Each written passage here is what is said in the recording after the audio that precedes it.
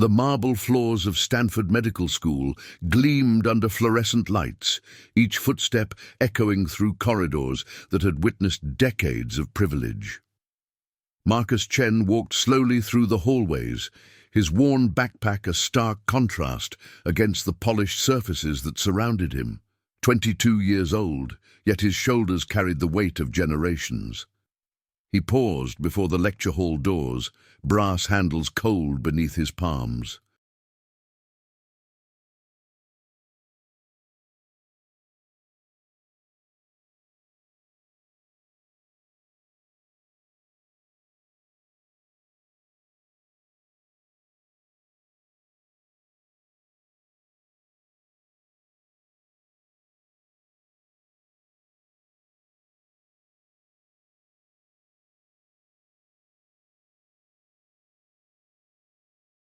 Inside, voices buzzed with casual confidence, discussions of summer homes in the Hamptons, internships secured through family connections, trust funds that eliminated the anxiety of student loans.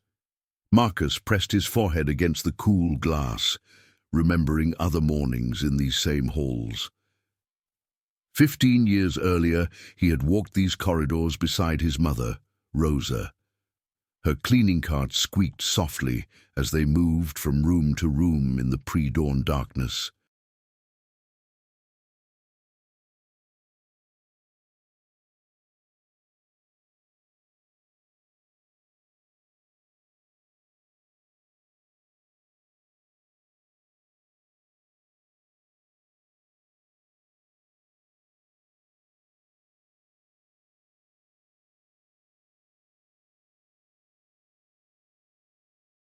While Stanford slept, Rosa worked, scrubbing floors, emptying trash bins, wiping down the very desks where future doctors would learn to heal.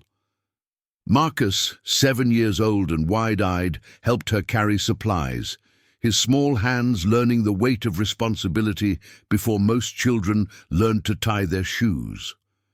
"Mijo," Rosa would whisper, pointing to the empty lecture halls, "someday you'll sit in those chairs."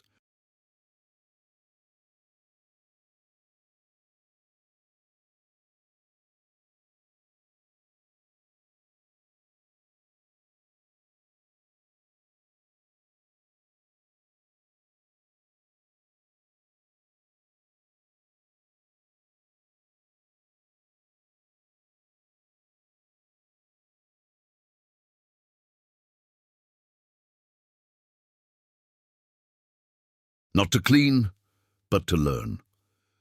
The memory dissolved as students began filing past him into the auditorium.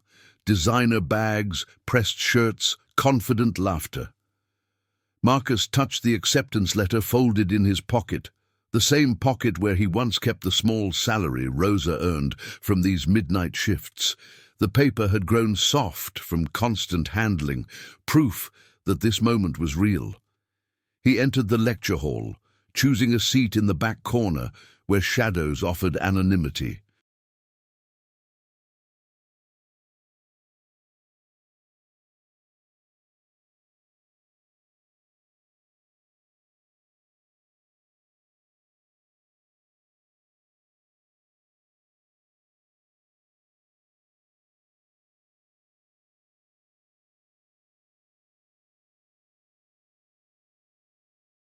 The amphitheater filled with the sound of privilege, casual conversations about spring break in Europe, complaints about having to live in small apartments during residency, assumptions that success was birthright rather than battle.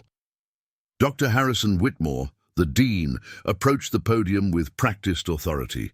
Silver hair, perfectly styled, suit tailored to perfection, every gesture speaking of inherited confidence.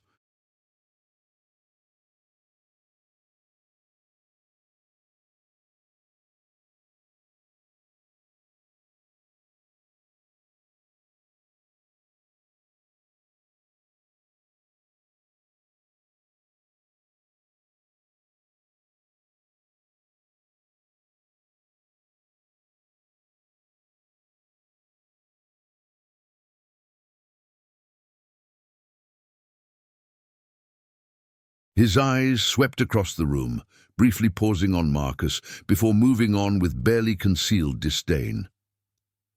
Marcus felt the familiar tightness in his chest, the same feeling he'd carried through undergraduate studies, through MCAT preparation in the public library, through scholarship applications that required essays about overcoming adversity. He wasn't overcoming anything.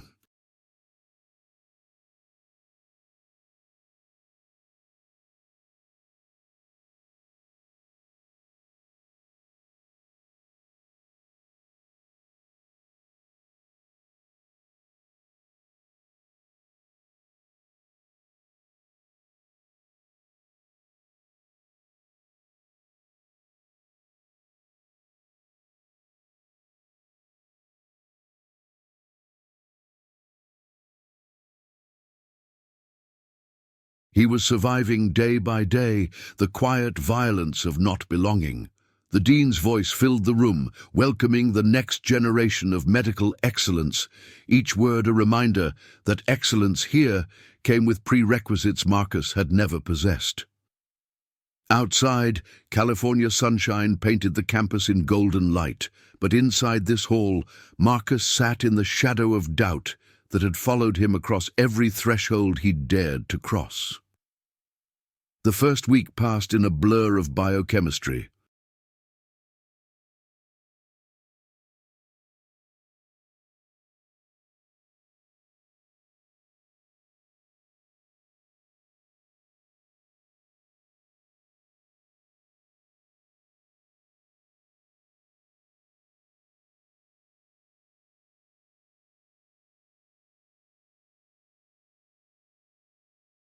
Lectures and anatomy labs, each day reinforcing the invisible barriers that separated Marcus from his classmates.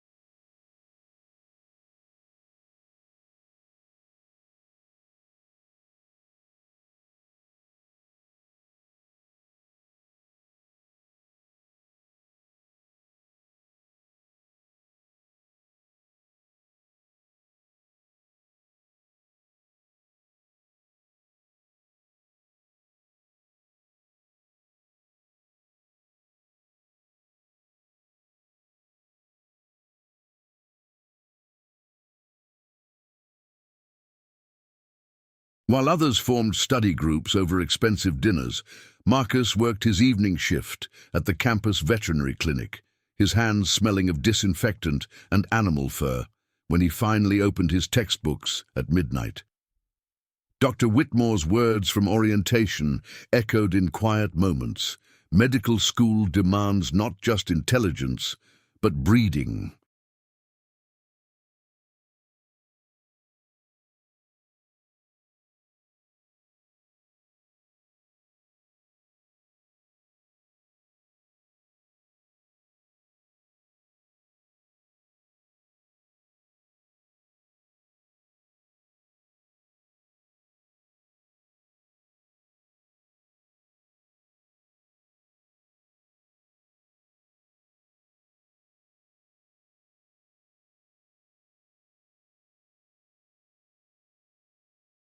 The kind of instinctive understanding of excellence that comes from generations of achievement. The dean had looked directly at Marcus when he said breeding, the word hanging in the air like an accusation. In the anatomy lab, Marcus stood before a cadaver, the formaldehyde smell triggering unexpected memories. The cleaning supplies Rosa used carried similar chemical notes, sharp, clinical, designed to erase traces of human presence.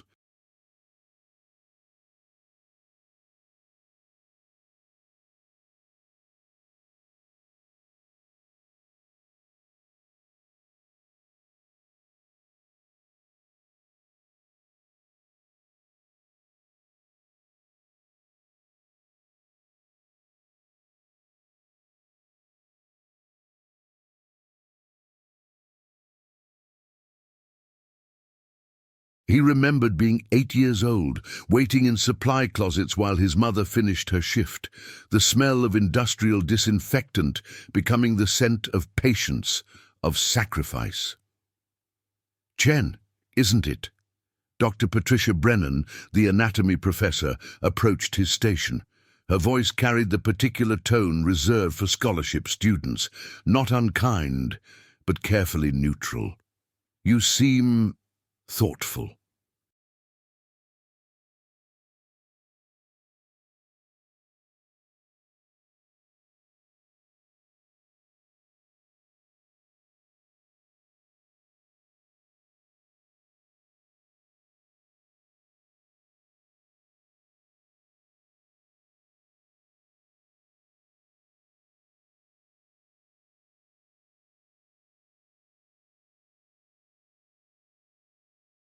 "Perhaps too thoughtful for this exercise." Marcus straightened, scalpel steady in his hand, "just processing the privilege of learning from someone who donated their body to science, Professor." Dr. Brennan paused, perhaps expecting nervousness instead of quiet dignity. "Yes, well, carry on." The other students chatted easily during dissection, discussing weekend plans and family vacations.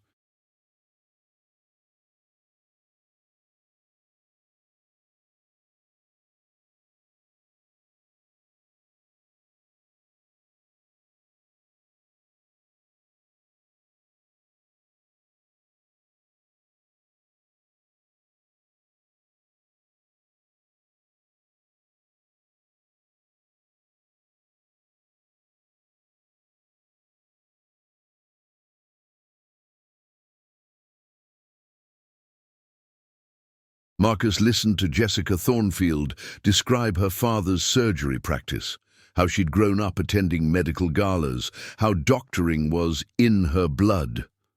The casual assumption of belonging felt like a foreign language. After class, Marcus walked across campus toward the veterinary clinic. The transition from medical school to his part-time job required careful navigation. Changing from the pressed shirt Rosa had saved months to buy into scrubs that smelled of honest work. "Doctor."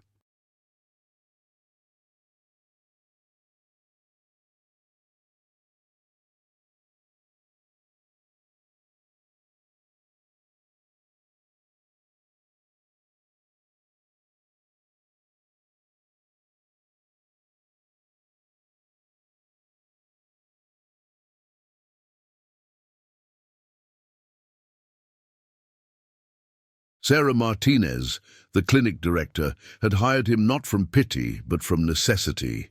His steady hands and quiet presence calmed even the most frightened animals. "You're different from the pre-med students we usually get," Dr. Martinez had observed during his interview. "They want experience. You need work. There's a difference." The clinic's back office became Marcus's second study space.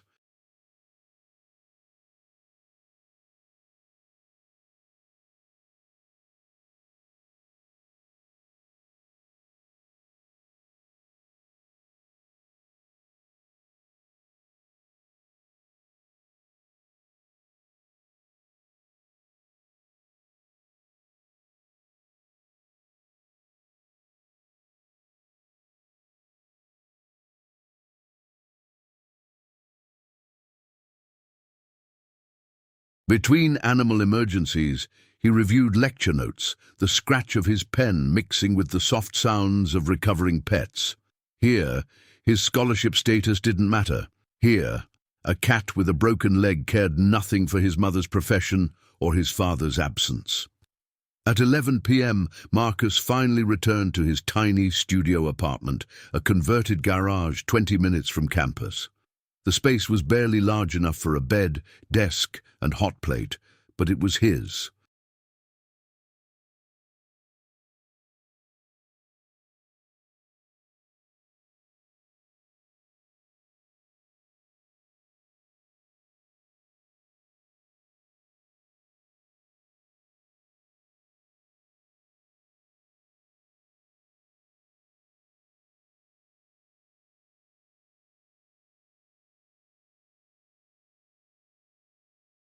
Rosa had cried when she first saw it, not from disappointment but from pride. Her son had his own place near Stanford University. He opened his biochemistry textbook, pages already marked with careful notes. The material wasn't difficult. Marcus had always possessed the kind of focused intelligence that poverty demands. Every concept had to be mastered the first time. He couldn't afford tutors or study aids. The phone buzzed. A text from Rosa. "How was your day, mijo?"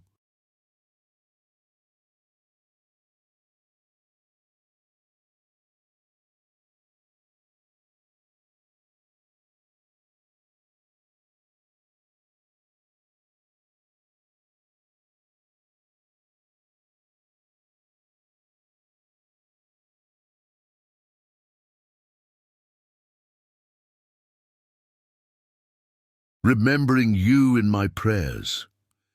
Marcus stared at the message, thumb hovering over the reply. How could he explain the weight of sitting in lecture halls where his mother had once emptied trash cans? How could he describe the exhaustion of code switching between worlds that had never been meant to intersect? Instead, he typed, "Good day, Mama, learning a lot."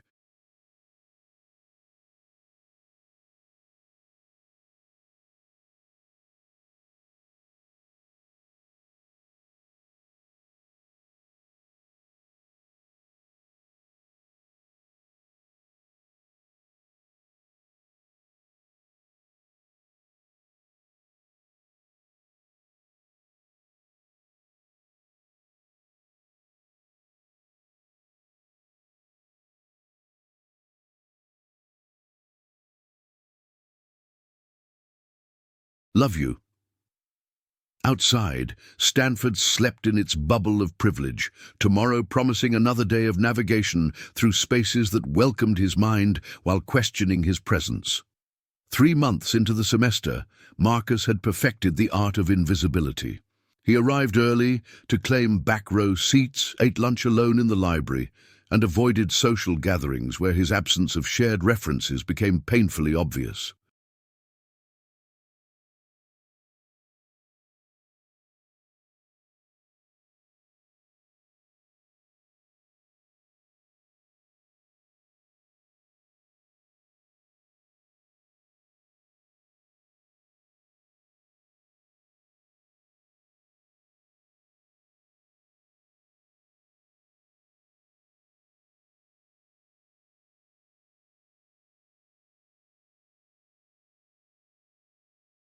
The weight of not belonging had settled into his bones like a chronic ache. The breaking point came during Dr. Whitmore's ethics lecture. "Medicine is a noble profession," the dean declared, his voice carrying the authority of generations. "It requires not just knowledge, but character. The kind of character that comes from understanding excellence as a birthright, not an aspiration." Marcus felt his jaw tighten.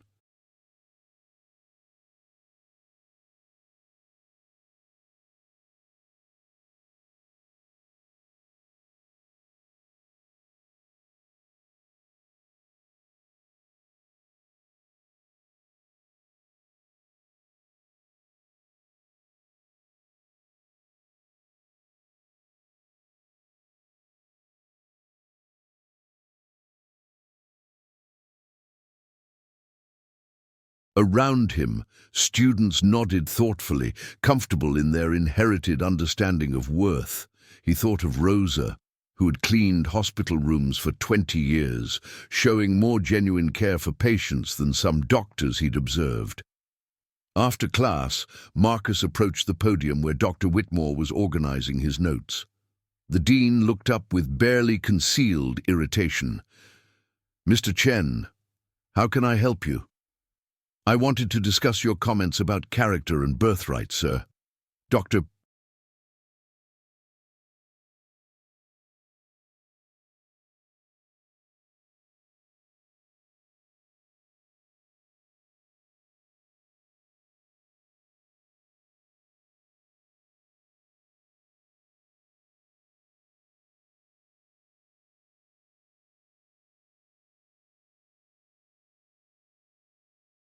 Whitmore's smile never reached his eyes. Of course, though I'm curious what perspective someone of your background could offer on such matters.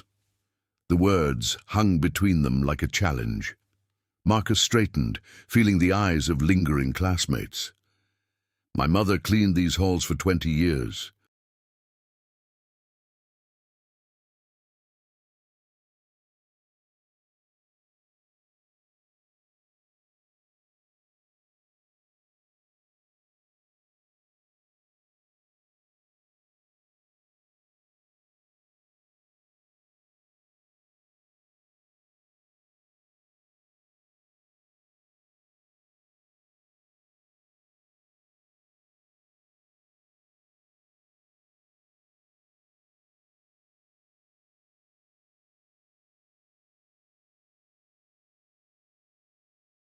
She taught me that excellence isn't inherited, it's earned through showing up every day, doing work that matters, and caring for people regardless of who's watching.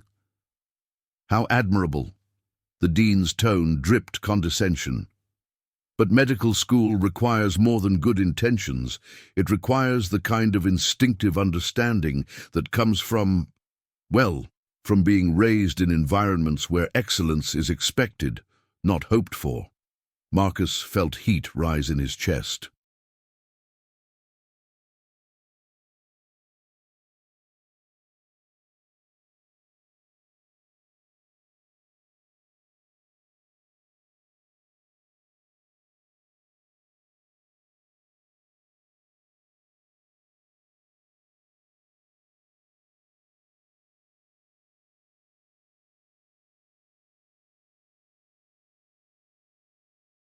Are you suggesting I don't belong here?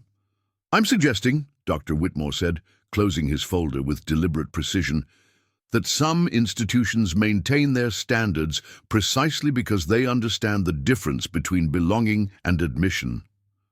The silence stretched between them.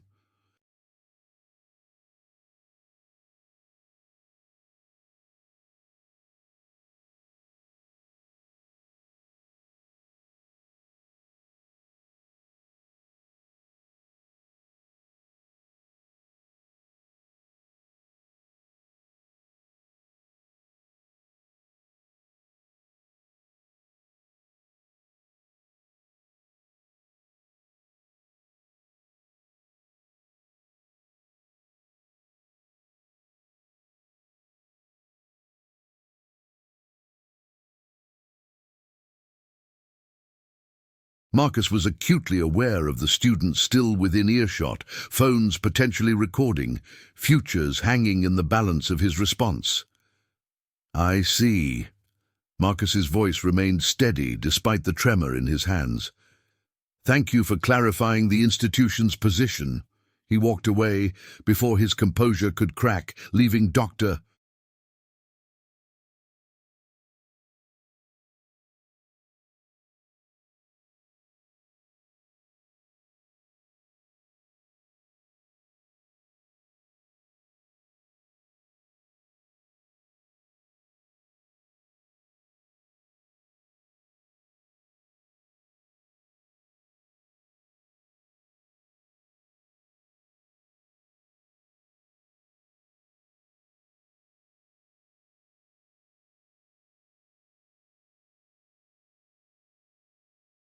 Whitmore, standing among his carefully arranged papers, and practiced superiority. That evening, Marcus sat in the veterinary clinic's break room, hands shaking as he tried to focus on his pharmacology textbook.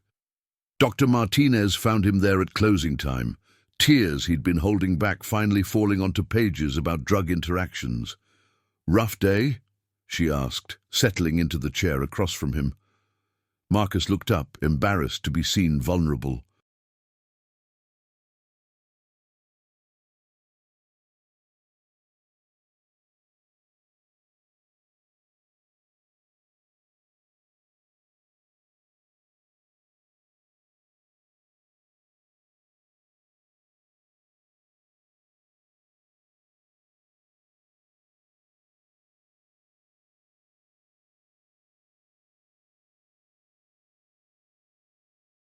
Sometimes I wonder if they're right, if I'm fooling myself thinking I can make it here."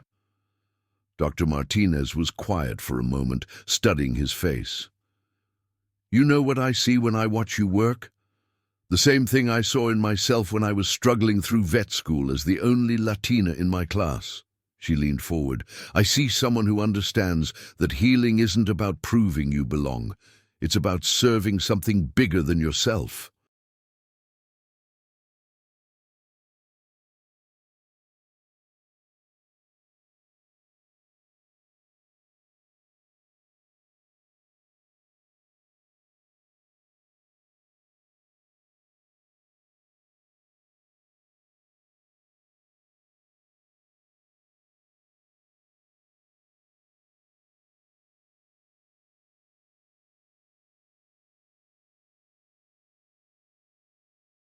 "The animals don't care about your last name or your parents' degrees.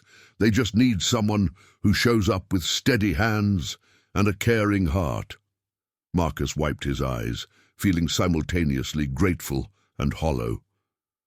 "The question isn't whether you belong," Dr. Martinez continued.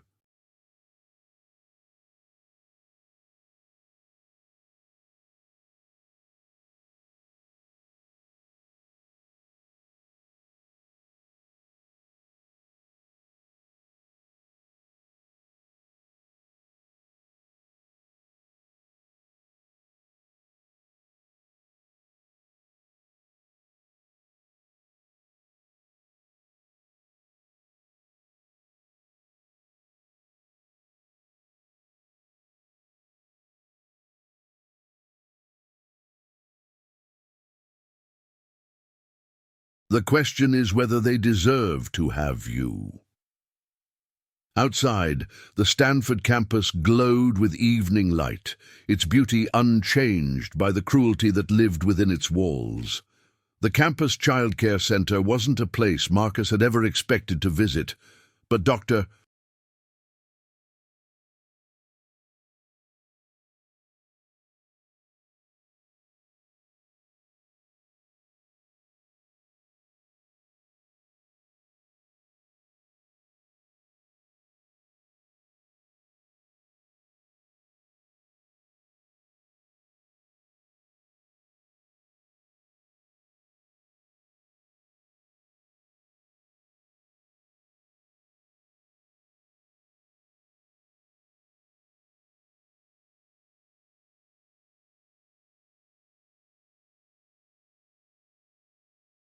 Martinez's emergency call at 6 a.m. changed that. Her regular volunteer had called in sick, and she needed someone to help with the center's monthly pet therapy session. "Just keep the kids calm while I handle the animals," she'd said, handing him a Stanford Veterinary Services badge. The building sat at the edge of campus, away from the marble halls and manicured lawns.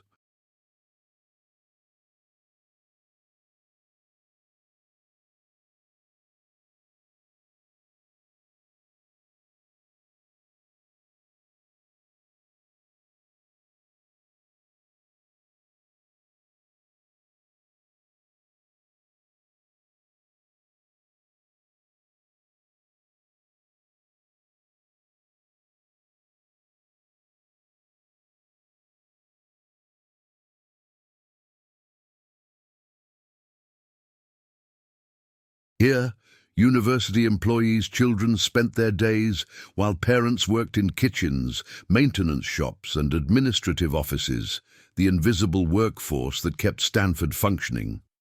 Marcus entered to find organized chaos. 20 children between ages 4 and 8 moved around colorful play areas, their energy barely contained by 2 overwhelmed staff members.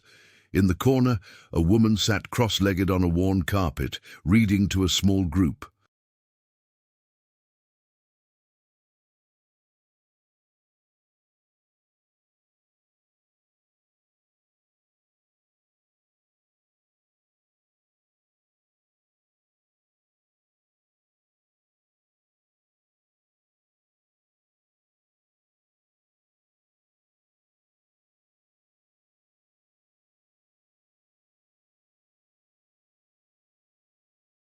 Her voice was soft but clear, each word carefully pronounced as if language were precious.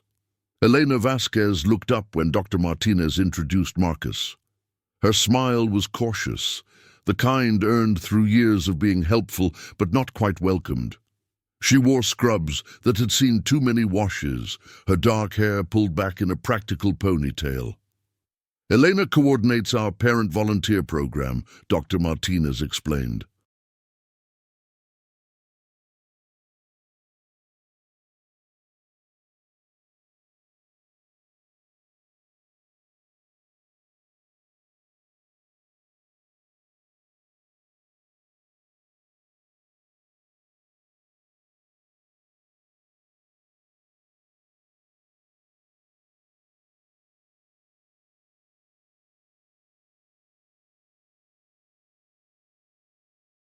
She knows these kids better than anyone.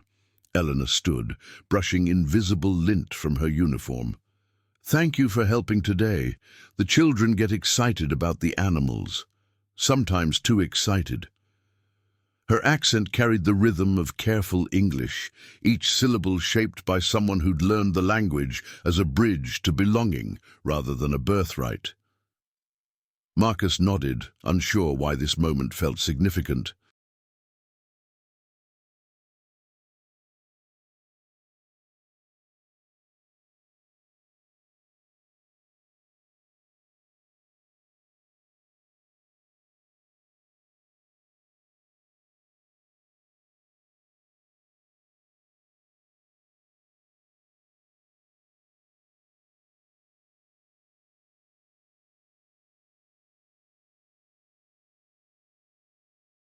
Around them, children chattered in a mixture of Spanish and English, their voices filling spaces with warmth the main campus never quite achieved.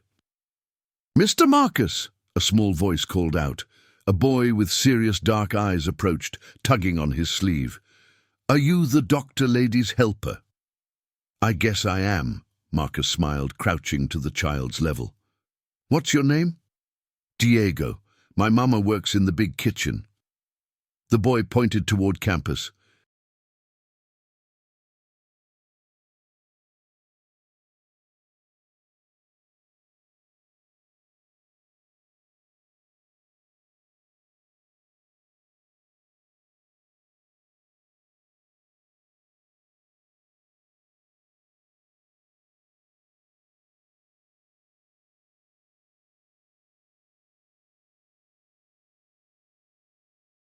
"She makes food for the fancy students." Something in Diego's matter-of-fact tone struck Marcus. No shame, no apology, just truth spoken with the clarity children possess before the world teaches them to hide. Elena appeared beside them, her presence immediately calming Diego's restless energy. "Diego, remember what we talked about?"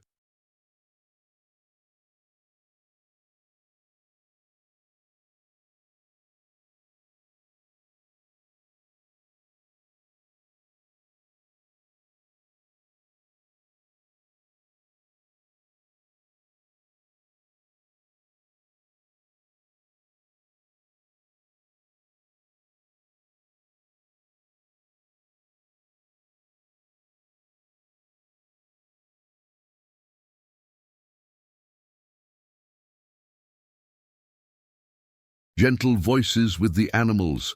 I remember, Miss Elena." Diego slipped his hand into hers naturally, the gesture speaking of trust built through consistency. Marcus watched the interaction, recognizing something familiar in Elena's careful positioning. Always helpful, never presumptuous. Always present, never central. Dr. Martinez began setting up the mobile clinic area, and Marcus found himself working alongside Elena to organize the children.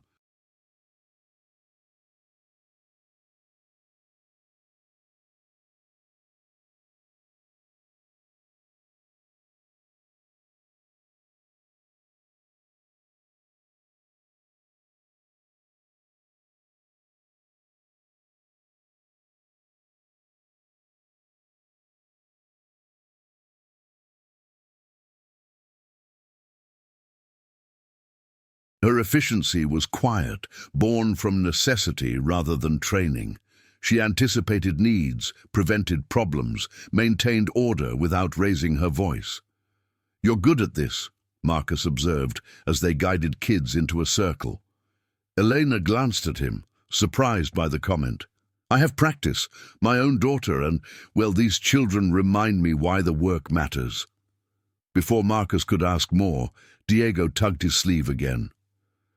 "Mr.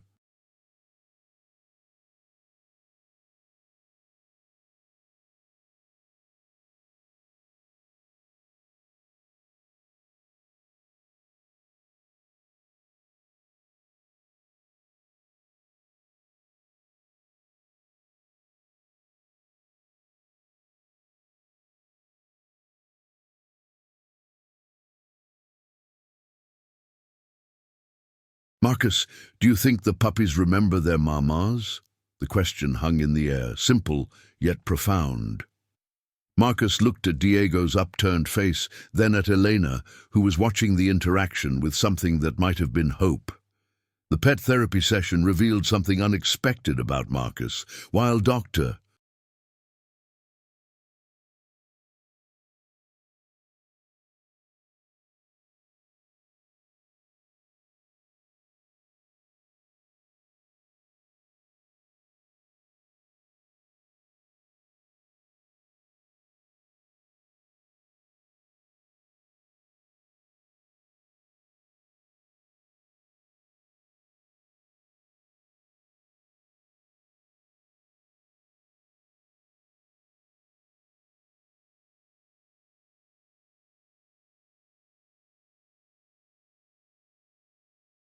Martinez handled the medical demonstrations. He found himself drawn to the children who hung back, the ones too shy or overwhelmed to push forward with eager questions. Sofia, Diego's twin sister, had positioned herself behind Elena's legs, peering out with wide eyes that seemed to absorb everything while revealing little. When Marcus approached with a gentle golden retriever puppy, she didn't retreat, but she didn't advance either. "She's careful," Elena explained quietly.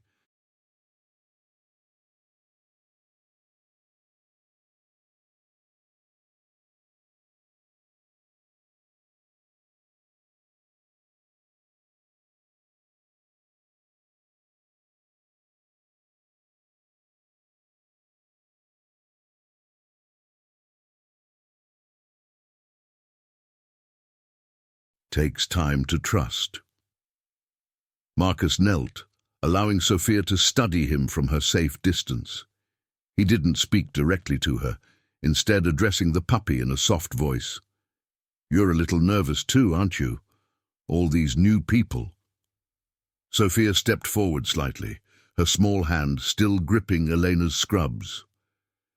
"The puppy's mama taught her to be careful," Marcus continued, his voice barely above a whisper.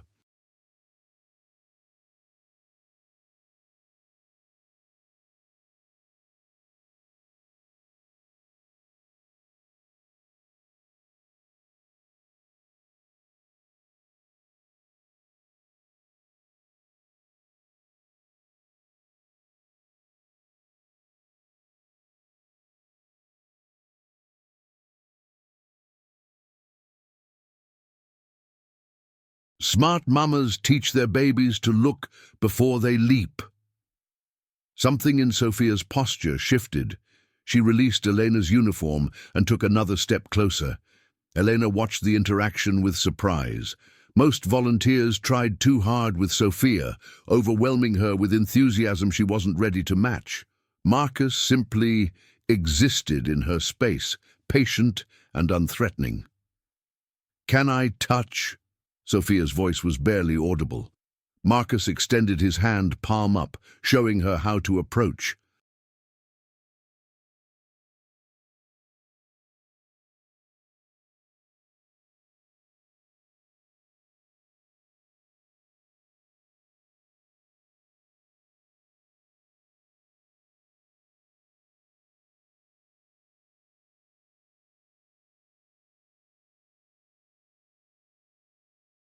Their fingers brushed as he guided her small hand to the puppy's soft fur, and Sophia's face lit up with wonder.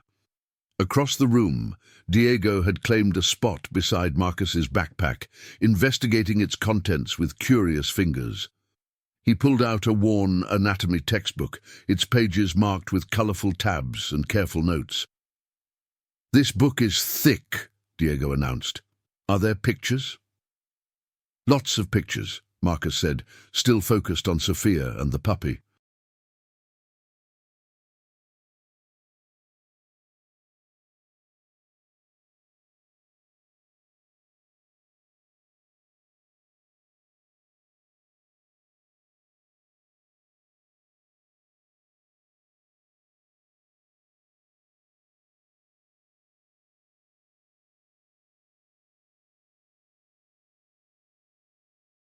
"Pictures that teach people how to help when someone's hurt?" Eleanor moved closer, drawn by the children's unusual focus.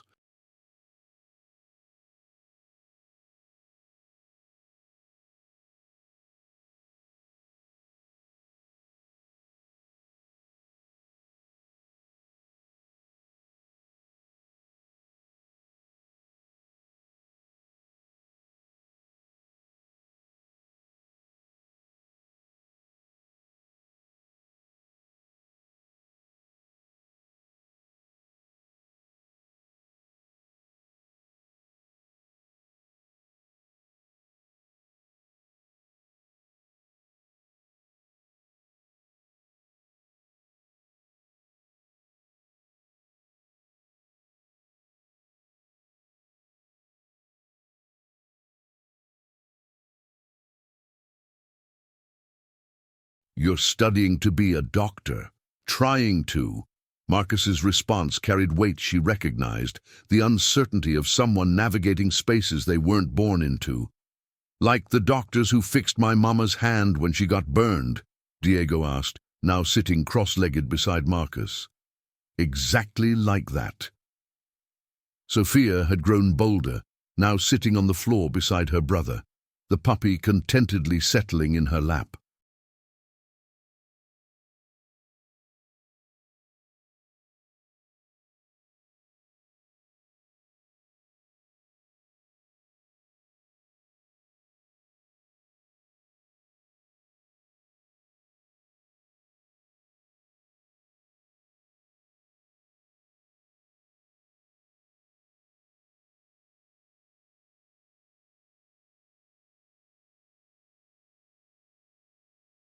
Both children gravitated toward Marcus with the unconscious trust they usually reserved for Elena. "They don't usually—" Elena began, then stopped herself. "Don't usually what?" "Take to people so quickly, especially men." She paused. "Their father left when they were babies. Since then they're selective." Marcus understood.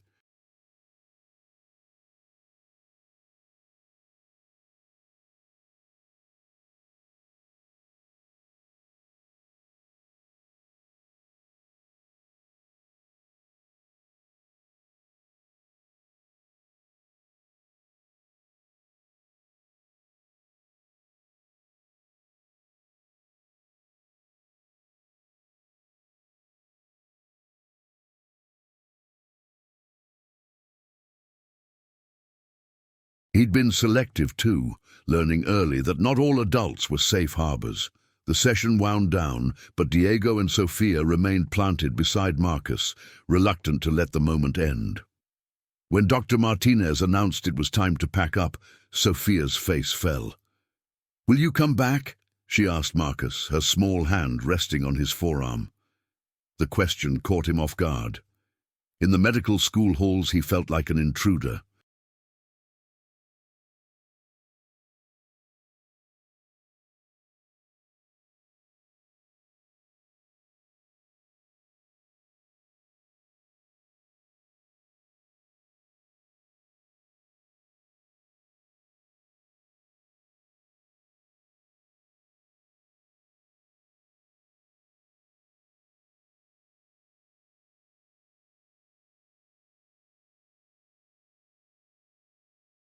Here these children saw him simply as someone worth knowing.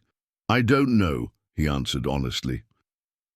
Elena watched the interaction with something that looked like recognition, as if she were seeing herself reflected in his uncertainty, the particular hesitation of someone who'd learned not to assume welcome. "The children could use consistent volunteers," she said carefully.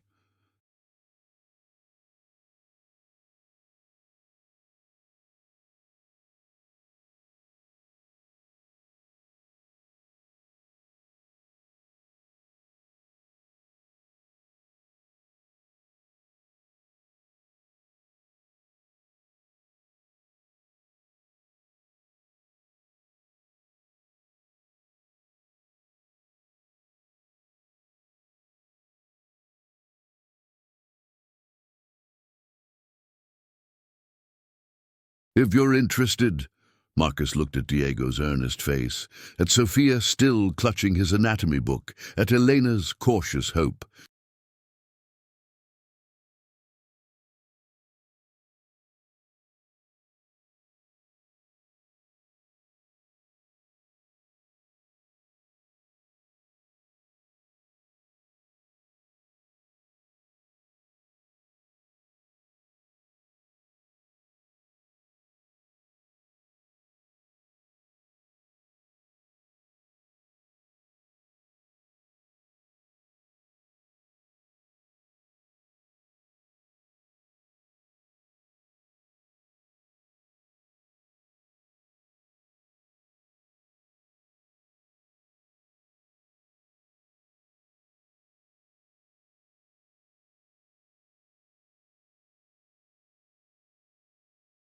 In this modest building, at the edge of Stanford's grandeur, surrounded by children whose parents cleaned and cooked and maintained the university that questioned his belonging, something felt different. Something felt possible. Marcus began volunteering at the childcare center twice a week, initially telling himself it was just community service hours for his medical school application portfolio.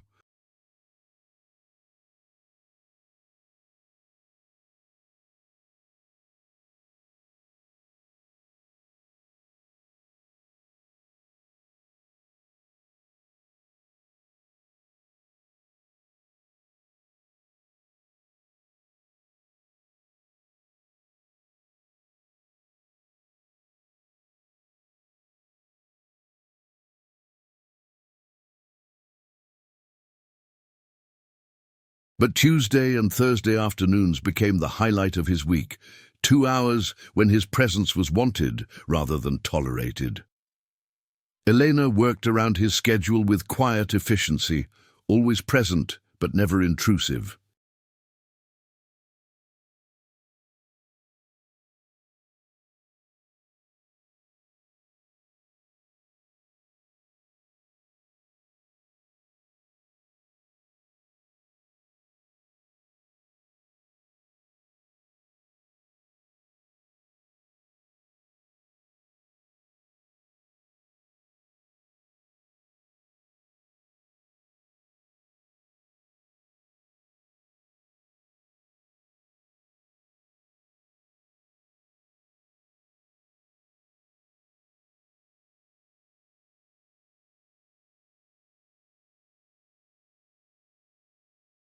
She had a gift for creating space, for the children to be themselves, for volunteers to find their rhythm, for conversations to unfold naturally without pressure.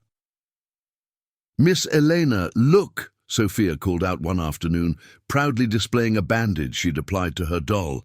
"I'm helping her feel better." Elena smiled, the expression transforming her careful features. "Very good, mija."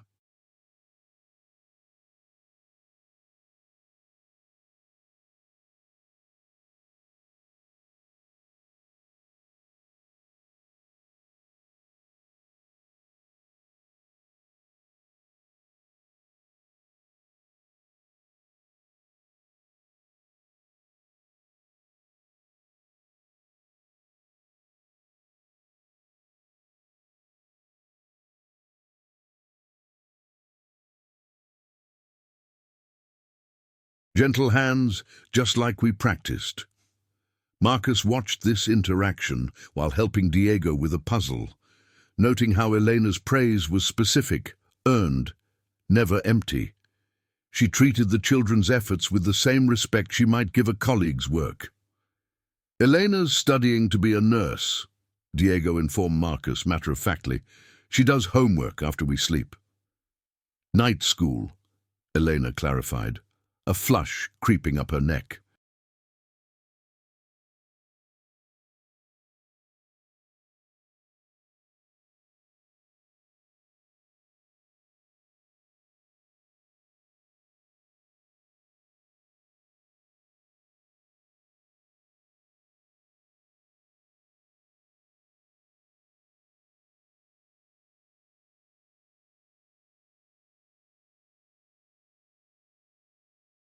It takes longer when you can only attend part-time. Marcus understood the mathematics of working-class education, how dreams stretched across years instead of semesters, how every credit hour was calculated against rent and childcare and survival. "How long have you been in the program?" he asked. "4 years so far."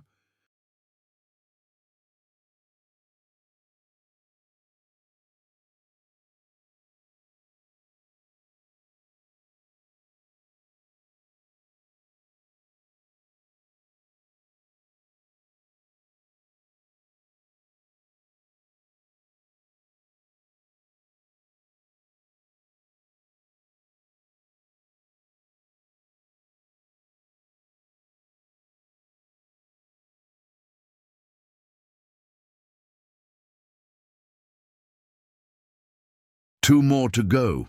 She said it without complaint, as if 6 years to complete a 2-year degree was simply how things worked for people like them. Sophia approached with her doctored doll, settling naturally between Marcus and Elena on the reading mat. "Mr. Marcus, will you teach me more bandages?" "Absolutely." Marcus opened his basic first aid kit, the one he carried for veterinary emergencies.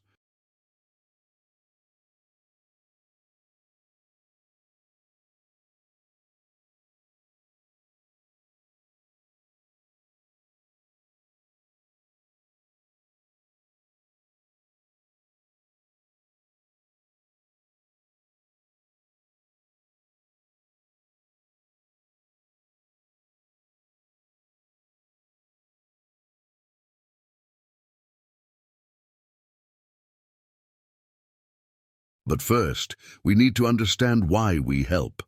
"Because it's nice," Sophia suggested. "Because people hurt sometimes," Diego added, his 7-year-old wisdom cutting straight to truth. "Both right," Marcus said.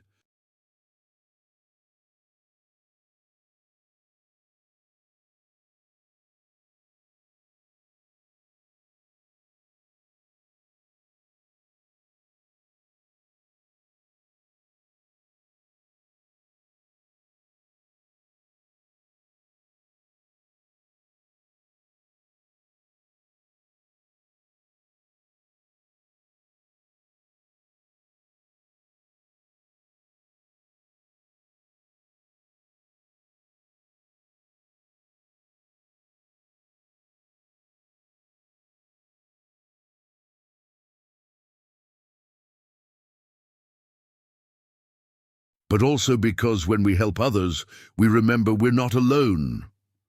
Elena glanced at him sharply, recognizing something in those words. As the afternoon progressed, Marcus found himself working alongside Elena to organize supplies, their movements synchronized without planning. She handed him scissors before he asked. He held materials steady while she sorted.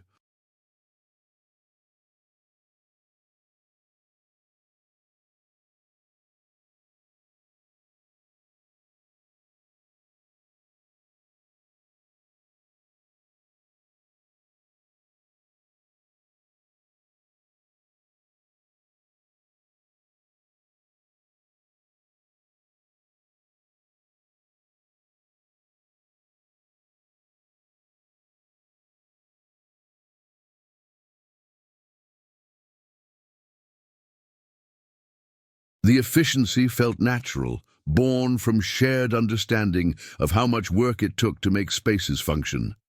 "The children talk about you," Eleanor mentioned while they cleaned paintbrushes. "At home, to their mothers, you've made an impression. They've made one on me, too." Eleanor paused, studying his face. "Can I ask you something? You're in medical school, one of the most prestigious programs in the country.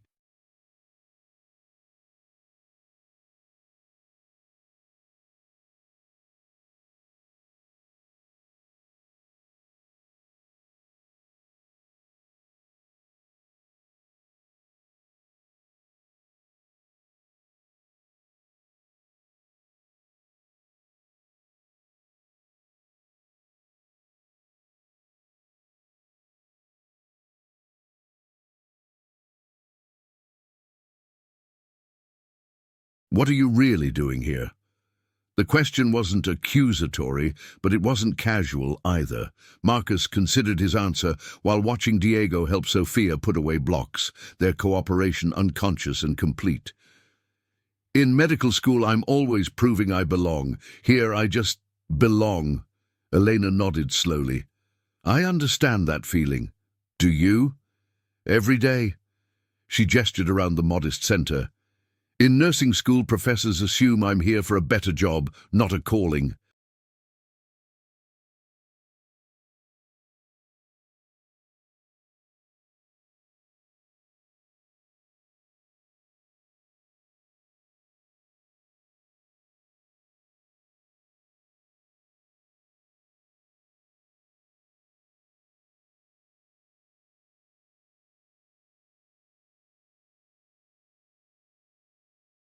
Here the children's mothers see me as Eleanor, who cares for their babies, not Eleanor, who's trying to climb above her station.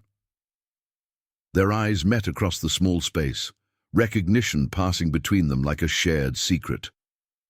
Outside, Stanford's towers gleamed in afternoon light, beautiful and distant as always. The conflict began with a seemingly simple announcement during Dr. Whitmore's morning assembly.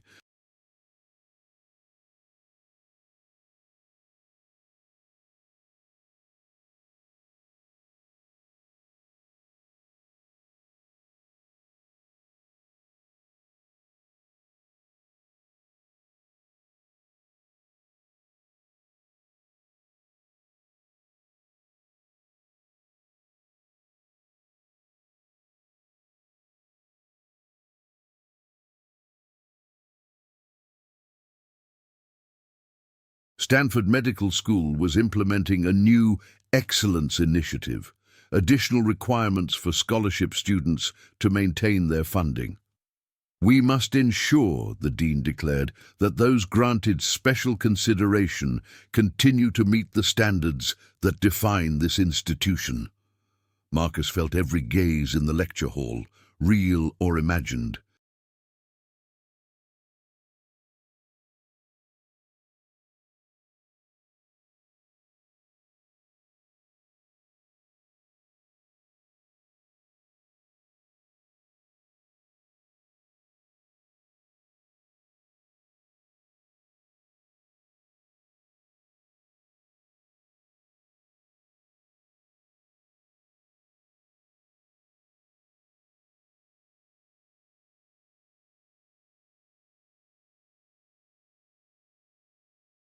The new requirements were carefully worded: mandatory tutoring sessions, additional clinical hours, performance reviews every quarter instead of annually.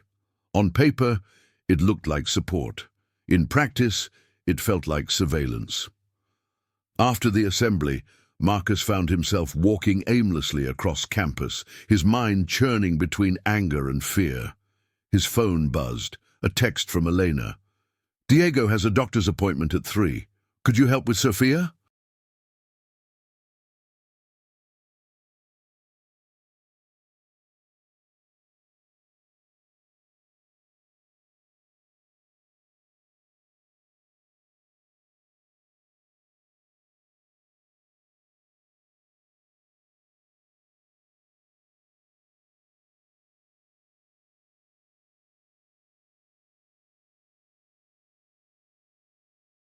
She gets anxious when they're separated. The childcare center felt like stepping into another world. While Marcus struggled with institutional hostility, Sophia ran to him with uncomplicated joy, small arms wrapping around his legs in greeting. "Mr. Marcus, I learned new words." She pulled out a picture book about community helpers, pointing to each illustration.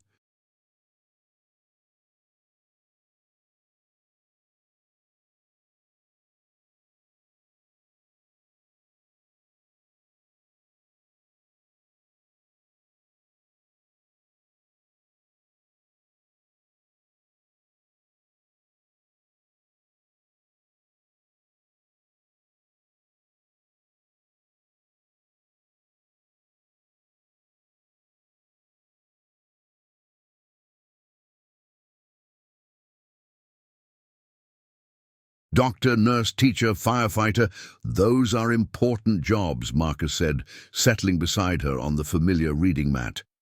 Elena says people who help others have the most important jobs, Sophia announced with the certainty children possess about truths adults complicate. Elena approached with Diego, who was fidgeting nervously about his appointment. "The doctor needs to check his ears," she explained.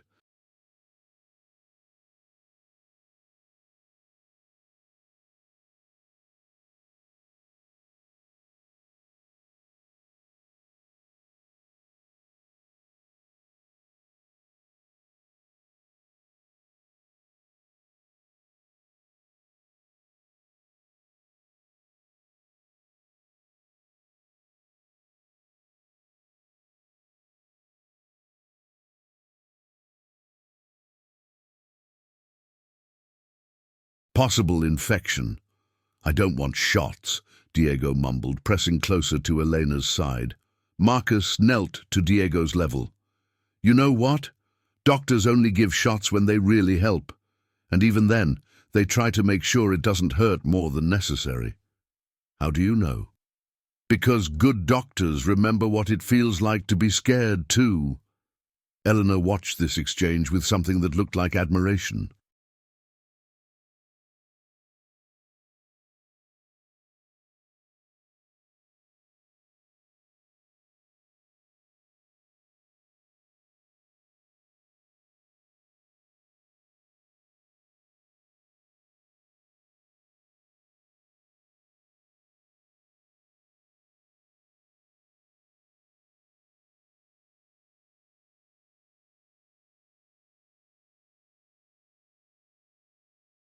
After she left with Diego, Marcus stayed with Sophia, reading stories and practicing the alphabet until they returned an hour later.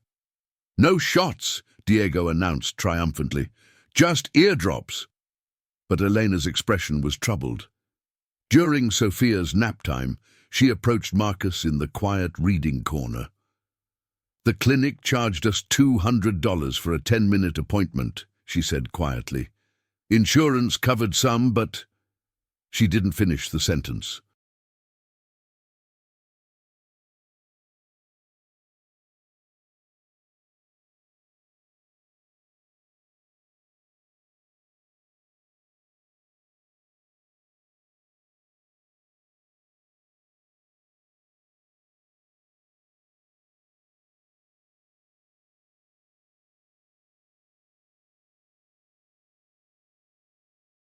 She didn't need to. Marcus understood the mathematics of poverty, how unexpected medical bills could unravel months of careful budgeting. He thought about his classmates' casual assumptions about healthcare access, their discussions of non-compliant patients who missed appointments or didn't follow treatment plans. "Elena," he began, then stopped. What could he offer? He was surviving on student loans and part-time veterinary work. "I'm not asking for anything," she said quickly.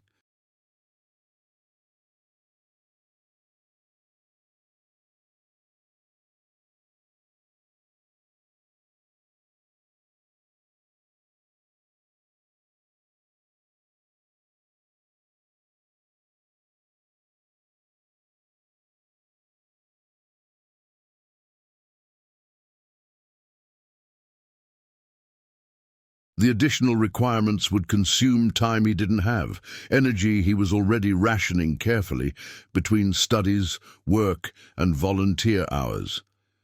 His laptop screen showed an email from his academic advisor.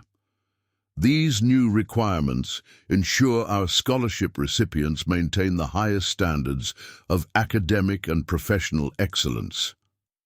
Marcus closed the laptop and picked up his phone, scrolling to a photo from the childcare center, Diego and Sophia flanking him during story time.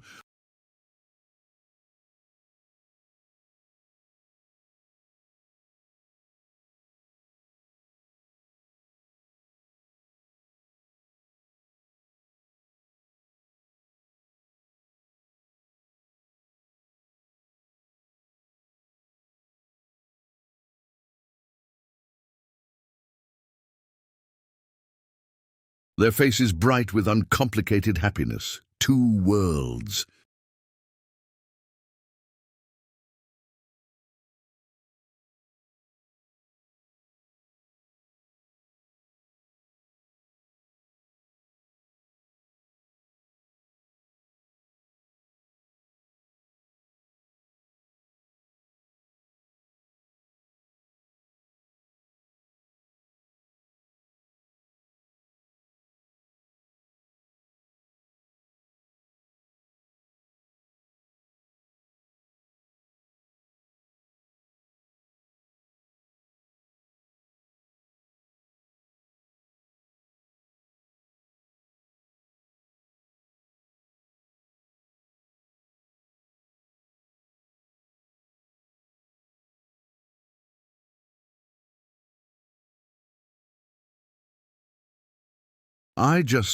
Sometimes I wonder if there's a different way, a system that doesn't punish people for needing help. That evening, Marcus sat in his tiny apartment, staring at the Excellence Initiative paperwork spread across his desk. Two definitions of excellence, two incompatible demands on his time and heart. The mandatory tutoring sessions began the following week. Marcus sat in a sterile conference room with 3 other scholarship students, facing Dr.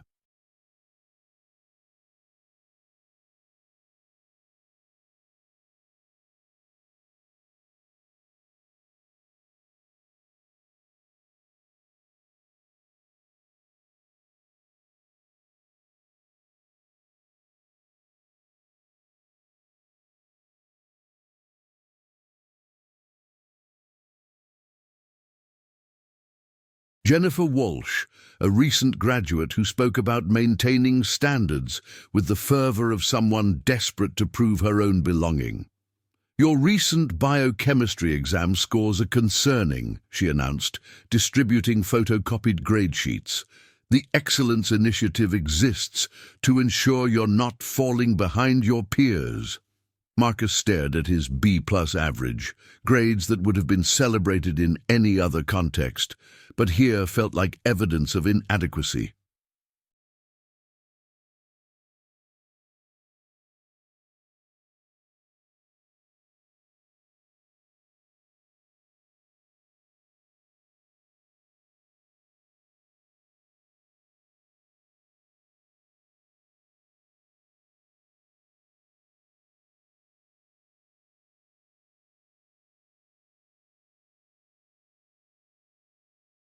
Around the table, his fellow scholarship students shifted uncomfortably under the weight of institutional scrutiny.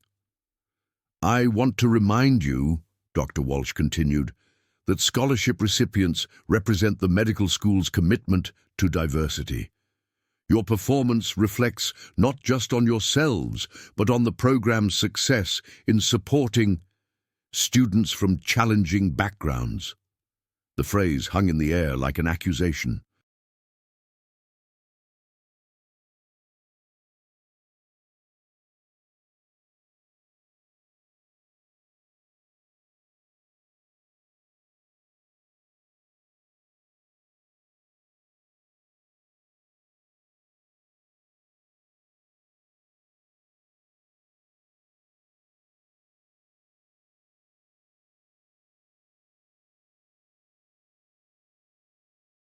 Marcus felt his jaw clench. After the session, he walked across campus to the childcare center, his mind churning with frustration. He arrived to find Elena in the craft corner with Sophia, both bent over a coloring book featuring different medical professionals. "Mr. Marcus!" Sophia bounded toward him. "Look, I colored a lady doctor!" The drawing showed a figure in scrubs, dark hair pulled back, hands reaching toward a patient.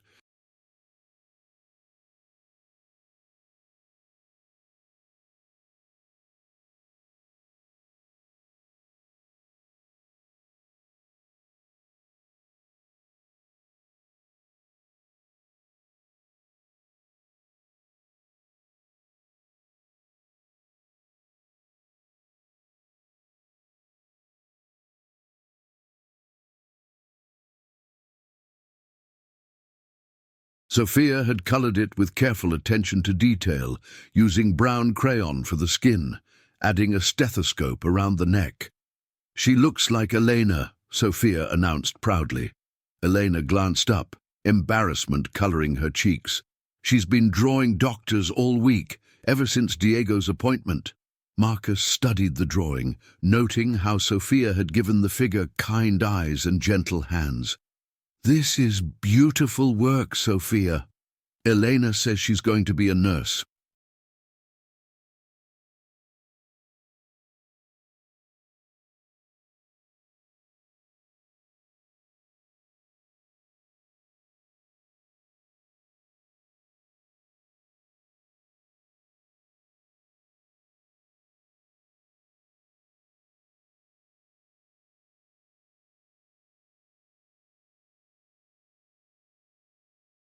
"But I think she should be a doctor too." "Why both?" Marcus asked, genuinely curious about a 6-year-old's logic. "Because nurses take care of you when you're scared, and doctors fix what's broken. Elena does both." The simplicity of Sophia's observation cut through Marcus's institutional frustration. Here was a child who understood healing in ways his medical school professors seemed to miss. Elena gathered coloring supplies, her movements careful, deliberate.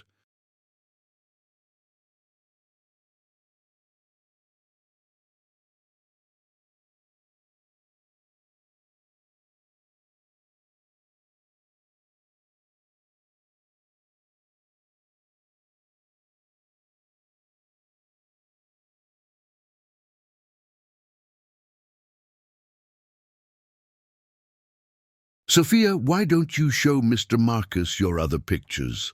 As Sophia ran to retrieve her artwork folder, Eleanor moved closer to Marcus. "You seem upset today." "Just school stuff." He didn't want to burden her with his academic struggles. "The pressure they put on scholarship students." Marcus looked at her sharply. "How did you—" "My cousin went through medical school 5 years ago.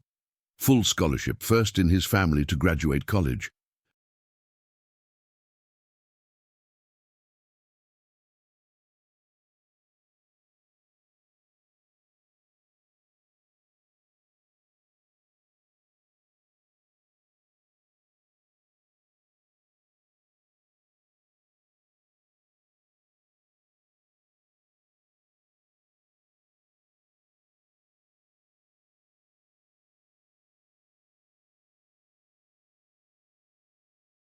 They made him feel like he was borrowing privilege instead of earning it." Elena's words validated something Marcus hadn't been able to articulate. The constant sense that his presence was conditional, temporary, subject to revocation if he failed to meet ever-shifting standards of proof. "What happened to your cousin?" He finished. "Became a family doctor in East LA.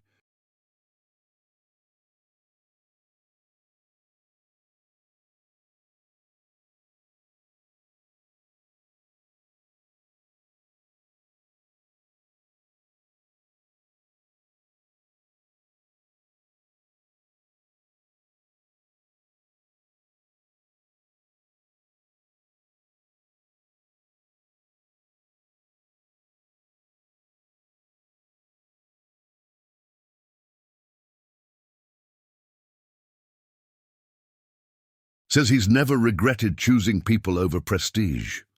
Sophia returned with her folder, spreading drawings across the low table.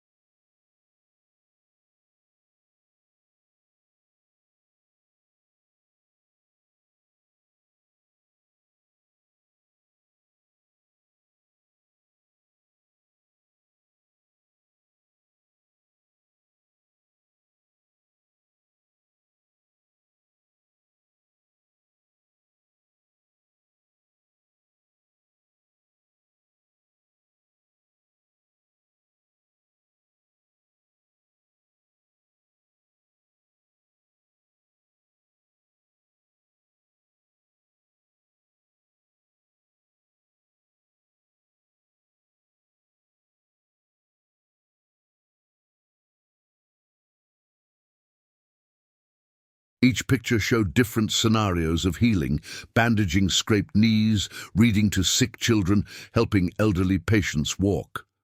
"I want to help people feel better," Sophia announced, with the certainty of someone who'd never been taught to doubt her dreams. Marcus studied her artwork, seeing reflected there the reasons he'd wanted to study medicine in the first place.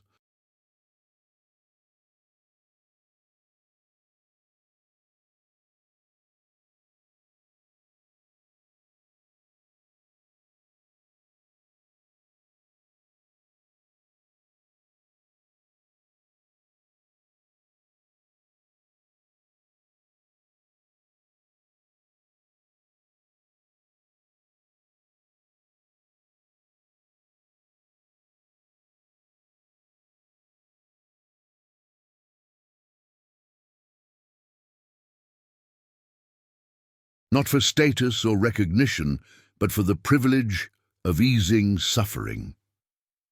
"That's the most important reason to become a doctor," he told her. Elena met his eyes across the table, understanding passing between them like a shared prayer. The moment of choice arrived during Marcus's third mandatory tutoring session. "Doctor,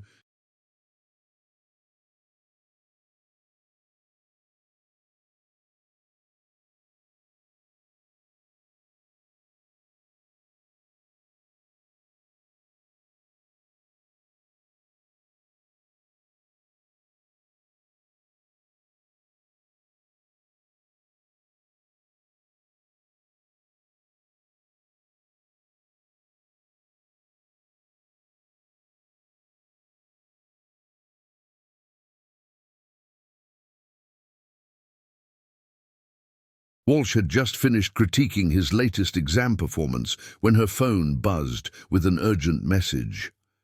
"There's been an incident at the campus childcare center," she announced, reading from her screen. "Medical emergency. All available personnel are being called to assist." Marcus felt his blood freeze. "Elena, Sophia, Diego." "I need to go," he said, already standing. "Sit down, Mr. Chen."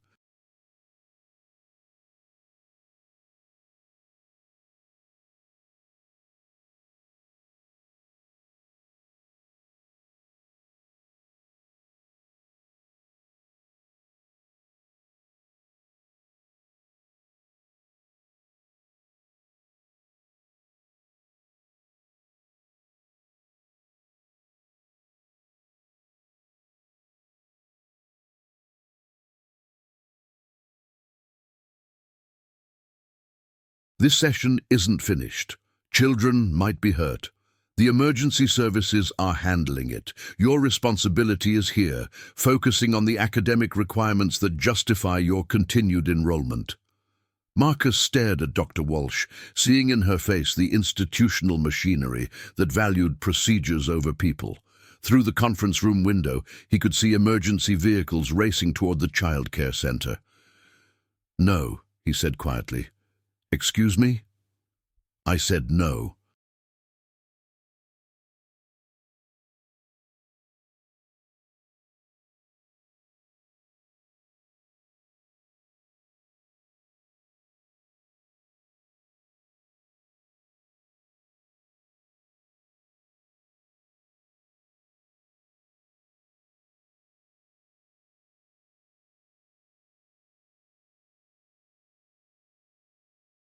I'm going to help.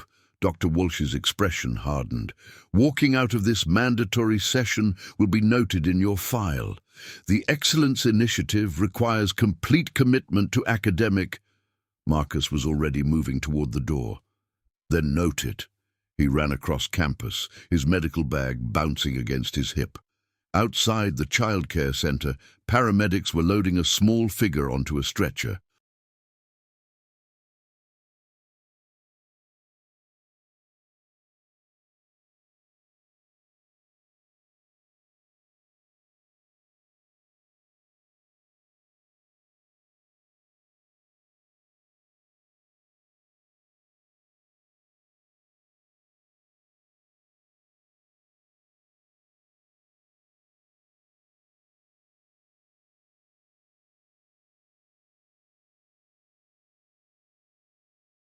Marcus's heart stopped until he recognized the child. Not Sophia or Diego, but Tommy, a 4-year-old whose mother worked in campus maintenance. Elena stood beside the ambulance, holding Tommy's hand while speaking quietly to the paramedic. Her calm presence was keeping the child from panic, even as his breathing came in sharp gasps. Severe allergic reaction, the paramedic explained as Marcus approached. Peanut exposure.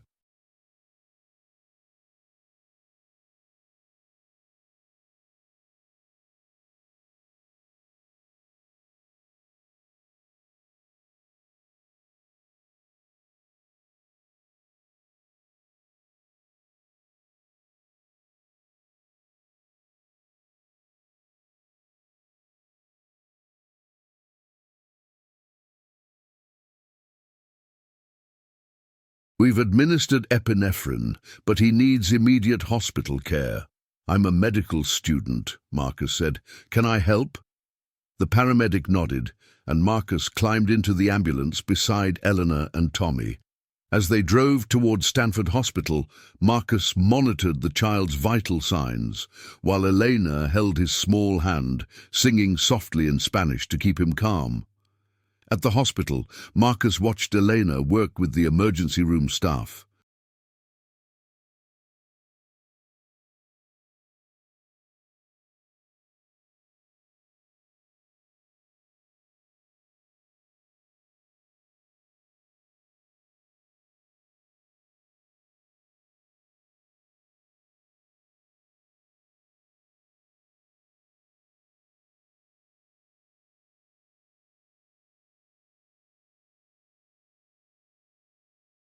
She knew Tommy's medical history, his triggers, his mother's contact information.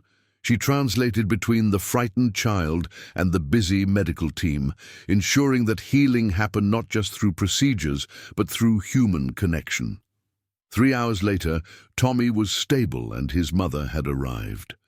As they prepared to leave the hospital, Eleanor turned to Marcus with exhaustion and gratitude mixing in her expression. "Thank you for coming.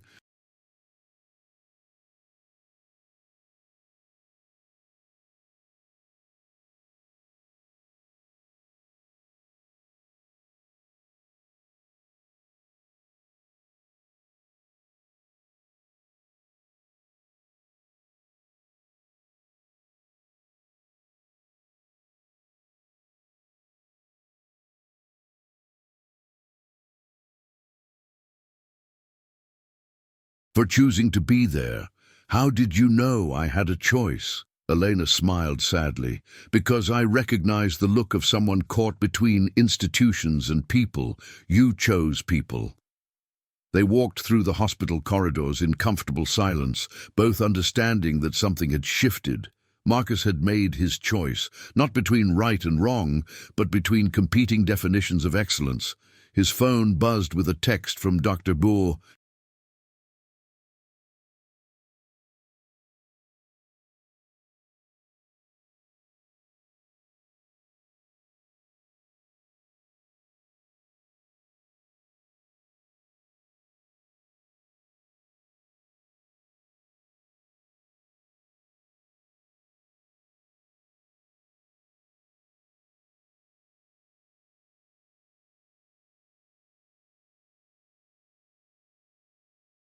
Walsh, missing mandatory session without excuse constitutes academic misconduct. Report to Dean Whitmore's office tomorrow at 9 a.m. Marcus showed Elena the message. She read it, her face grave. "Are you afraid?" she asked. Marcus thought about Tommy's frightened face, Elena's steady presence, Sophia's drawings of healing. He thought about Dr.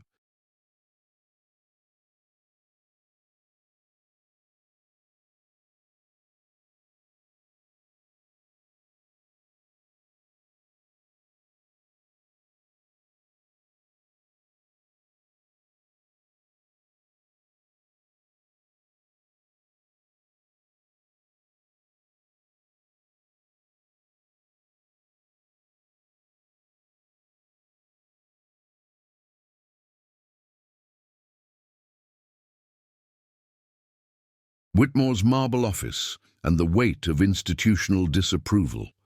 "I'm afraid of becoming the kind of doctor who chooses protocols over patients," he said finally.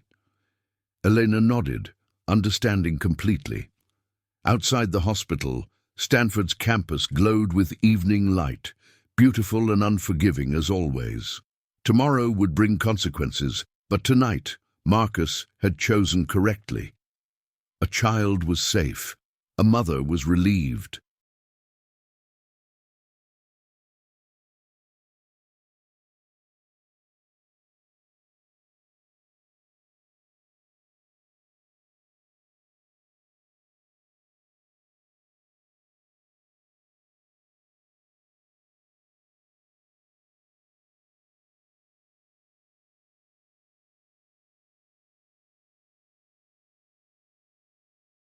Healing had happened. Everything else was just paperwork. Dean Whitmore's office felt colder than Marcus remembered. Mahogany bookshelves lined the walls, filled with medical textbooks and awards that spoke of inherited prestige.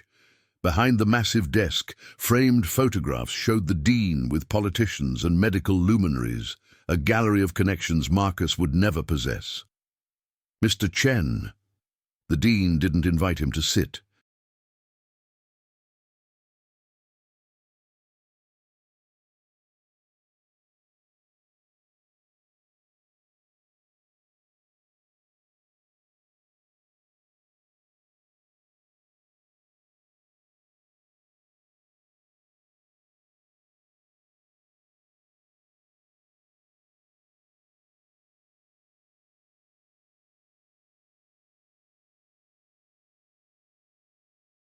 Yesterday's behavior was deeply concerning.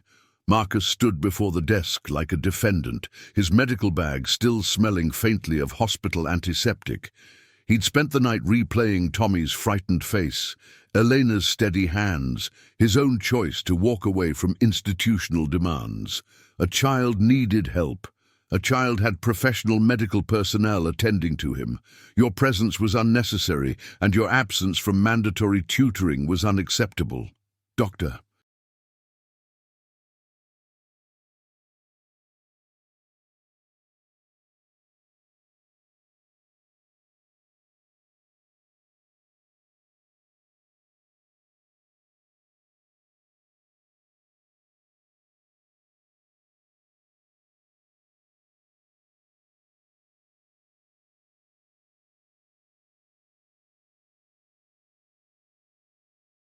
Whitmore opened a thick folder, Marcus's file, apparently growing heavier with each month of his enrollment.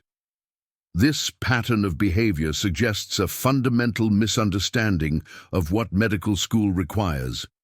Excellence demands discipline, not impulse.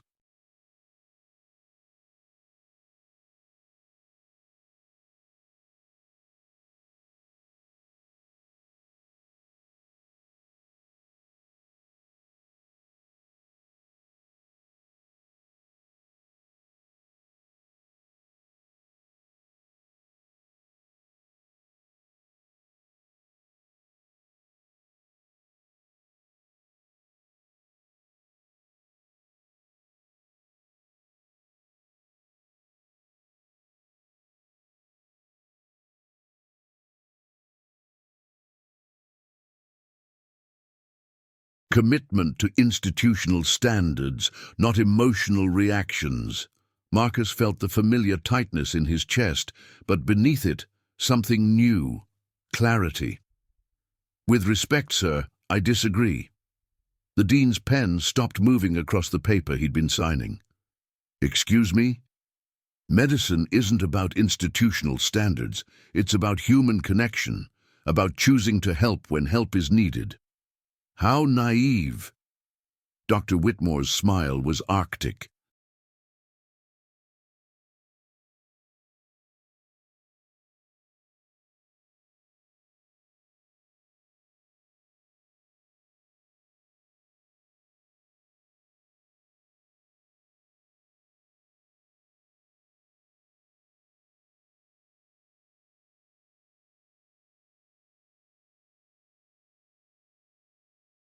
Medical school exists to train physicians, not social workers.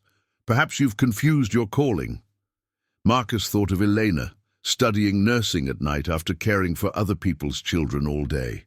Of Sophia's drawings showing healing as an act of love.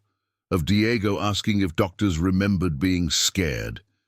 Maybe the confusion is about what physicians are supposed to be. The silence stretched between them, dangerous as a blade. "I see. Doctor..."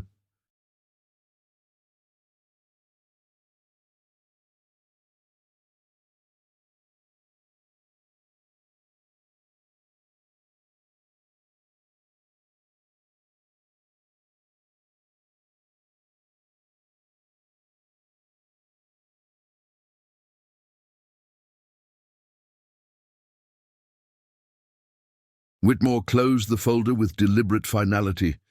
"Mr. Chen, you're hereby placed on academic probation. Any further infractions will result in immediate dismissal. Additionally, your scholarship funding is under review." Marcus felt the floor shift beneath him, but his voice remained steady. "I understand. I hope you do."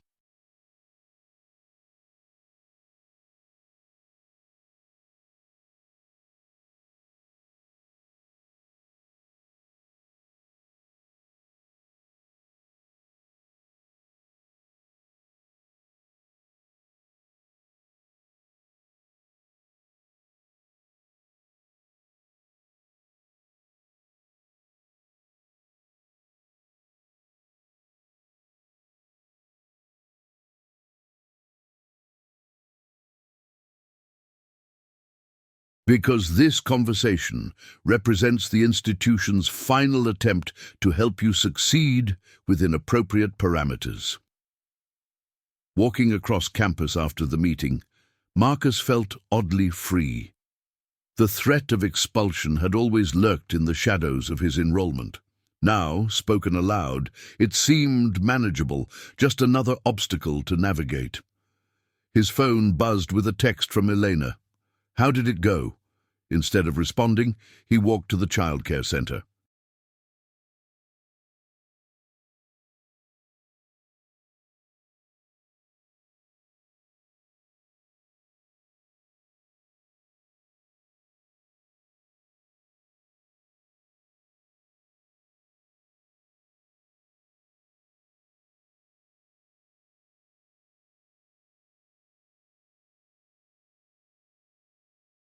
He found Elena in the art corner, helping Sophia and Diego work on a large poster showing community helpers. Tommy sat beside them, a small bandage on his arm, but otherwise bright and energetic. "Mr. Marcus," Tommy called out, "look, I'm drawing the ambulance." Marcus knelt beside the children, studying their collaborative artwork.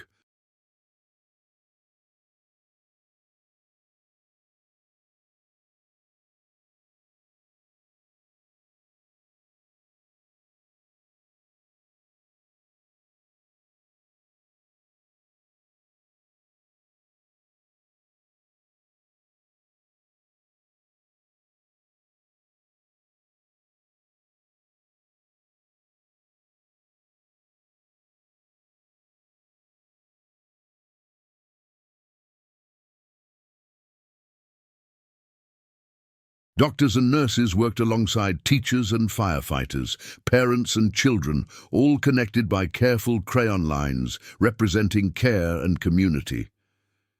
"This is beautiful work," he told them. Eleanor looked up from where she was helping Sophia spell kindness in bright red letters. "How was your morning?" "Clarifying." Marcus met her eyes, seeing understanding there. "I'm on probation."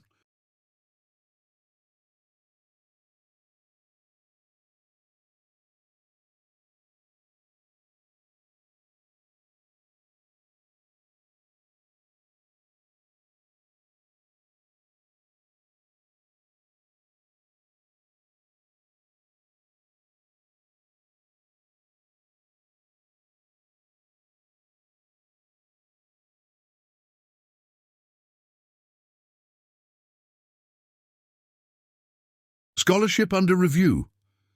Elena's face fell, but she kept her voice steady for the children's sake. "I'm sorry. This is because you helped Tommy? This is because I chose what matters." Sophia tugged on Marcus's sleeve, offering him a purple crayon. "Want to help us finish?" Marcus took the crayon, adding careful lines to connect all the community helpers in one big circle. As he worked, he realized something had fundamentally shifted. He was no longer fighting to belong in Dr.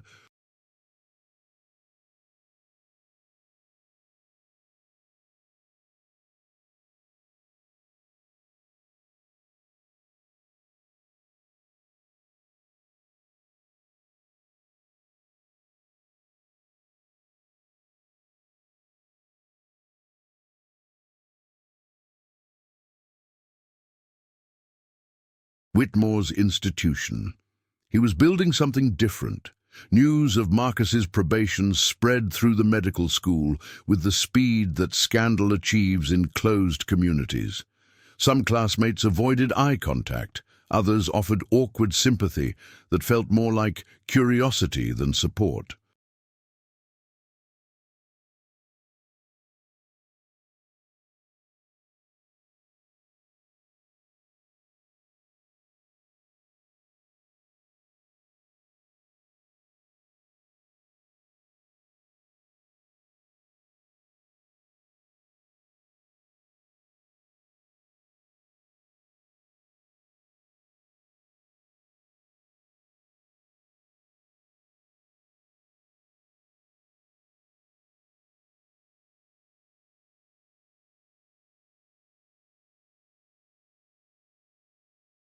But in the childcare center, nothing changed except Elena's determination to help him succeed on his own terms.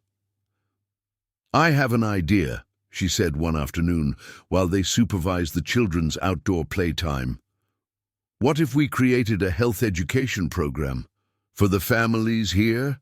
Marcus looked up from where he was helping Diego navigate monkey bars. "What do you mean?" "Many of the parents work multiple jobs, can't afford regular checkups for their children.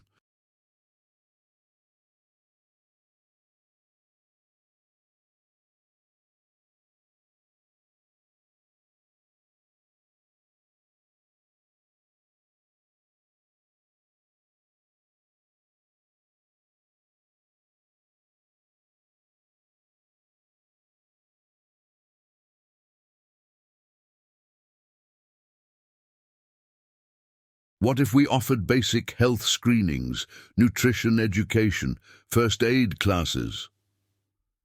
Eleanor's eyes lit up as she spoke, her usual caution replaced by passionate purpose.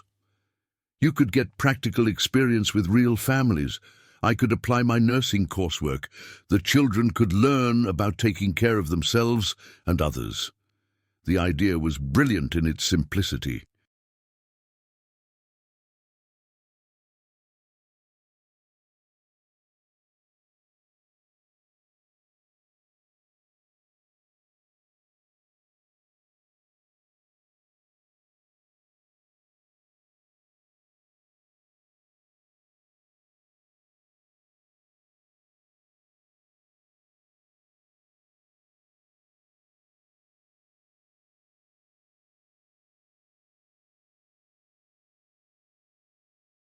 Marcus had been struggling with theoretical medicine in sterile lecture halls, while a vibrant community of need existed right here.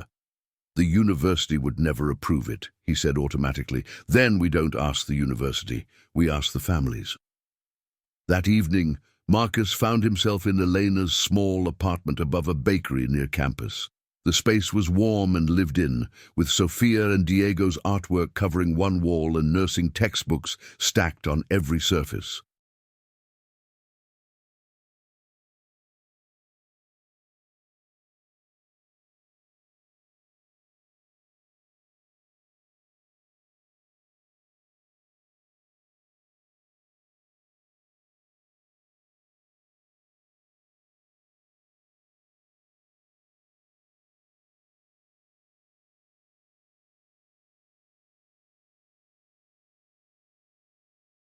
Elena's daughter, Isabel, was staying with her grandmother for the night, but her presence filled the space. School photos, a dance recital costume hanging carefully in a closet, crayons scattered across a small desk.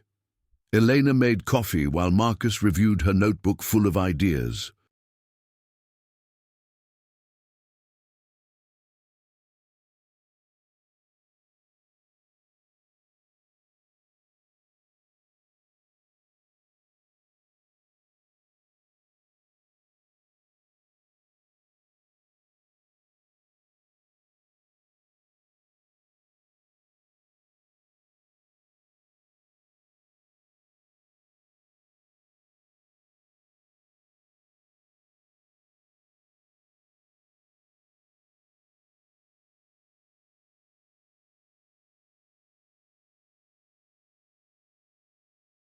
She thought through everything: basic vision and hearing screenings, blood pressure checks, nutrition workshops using ingredients families could afford, first aid training that children could learn alongside parents.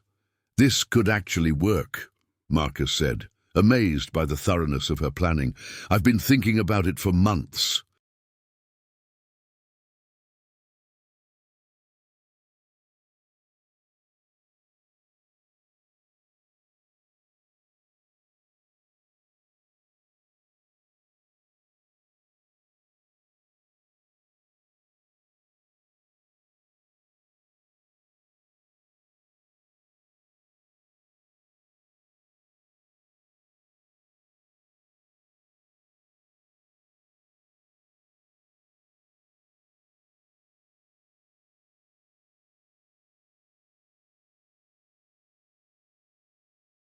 Ever since Diego's ear infection cost me a week's groceries. Elena sat across from him at her small kitchen table, the space intimate with shared purpose. You know what I realized, watching you with the children? You don't need the medical school's permission to be a healer. You already are one. I'm not even sure I'll make it through first year. The children trust you. Their parents ask about you.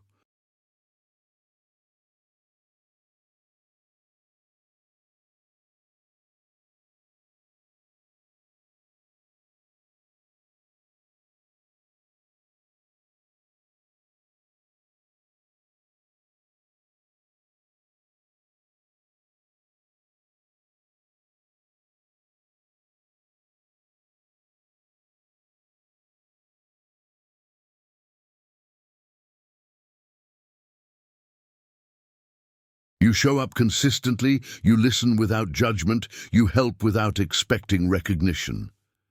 Elena leaned forward. That's doctoring. Everything else is just paperwork. Over the next week, they began implementing the program quietly. Elena spoke with parents during pick-up and drop-off, explaining the opportunity. Marcus brought basic supplies from the veterinary clinic with Dr. Martinez's enthusiastic permission. The first session drew 12 families.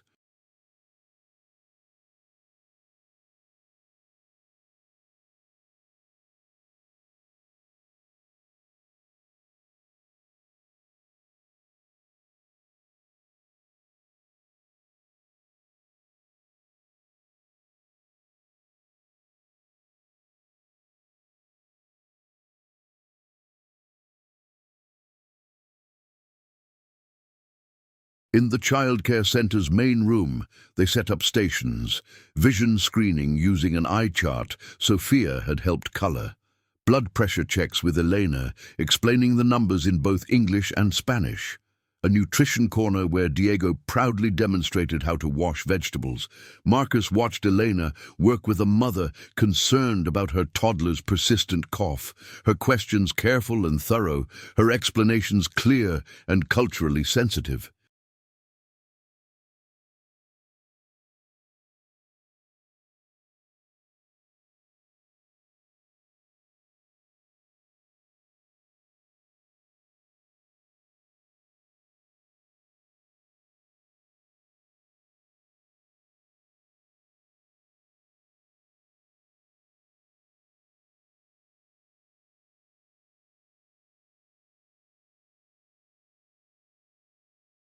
Where the bee stung him.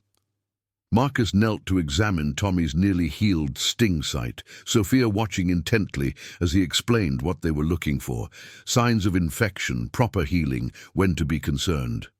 "You're going to be a wonderful doctor," Tommy announced with 4-year-old certainty. Looking around the room at families receiving care they couldn't otherwise afford, at children learning to take care of themselves and others, at Elena coordinating everything with quiet.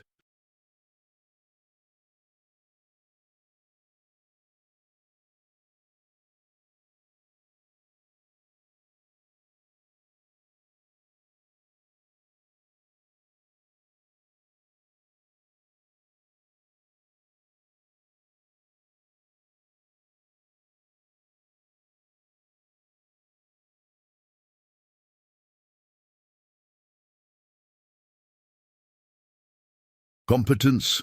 Marcus realized Tommy was right. He was already becoming the doctor he'd dreamed of being, just not in the way Stanford Medical School had planned. The confrontation Marcus had been dreading came during finals week.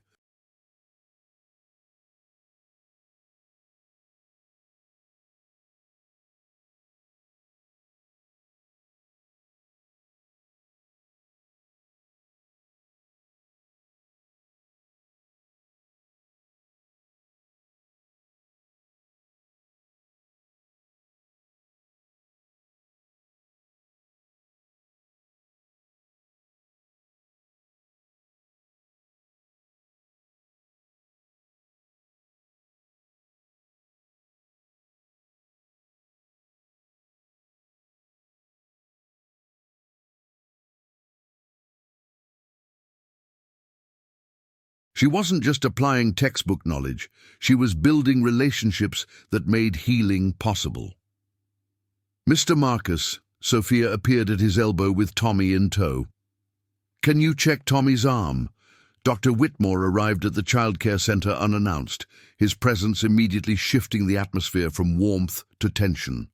Children sensed the change, gravitating closer to Eleanor and Marcus, while parents watched nervously from the corners. "Mr.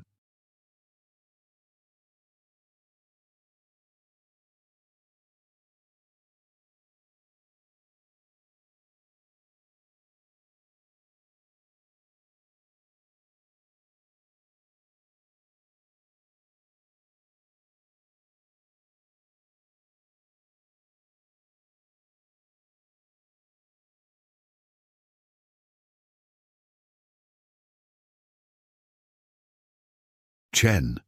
The dean's voice cut through the gentle chaos of the health screening session. "I need to speak with you immediately."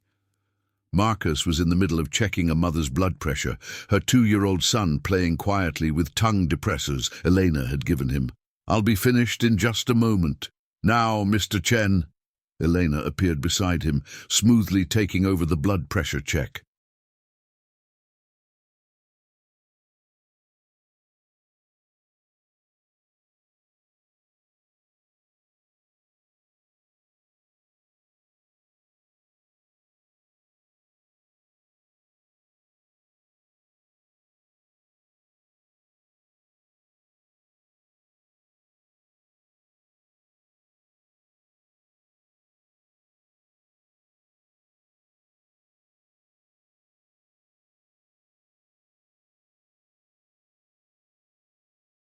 "I've got this," she said quietly, her presence steadying both Marcus and the nervous mother. In the centre's small office, Dr. Whitmore closed the door with ominous finality. "I've received reports about unauthorized medical activities, activities that directly violate your probationary status. We're providing basic health education."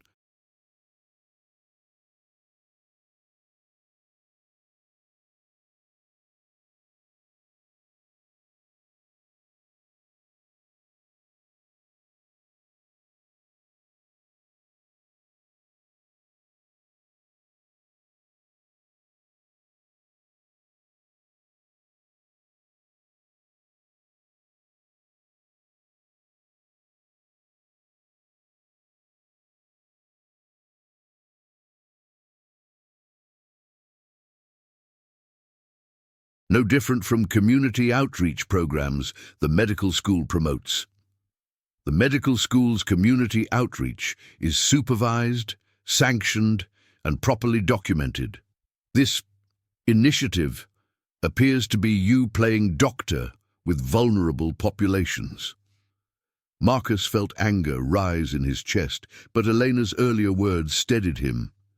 "You don't need permission to be a healer. These families can't afford regular health care."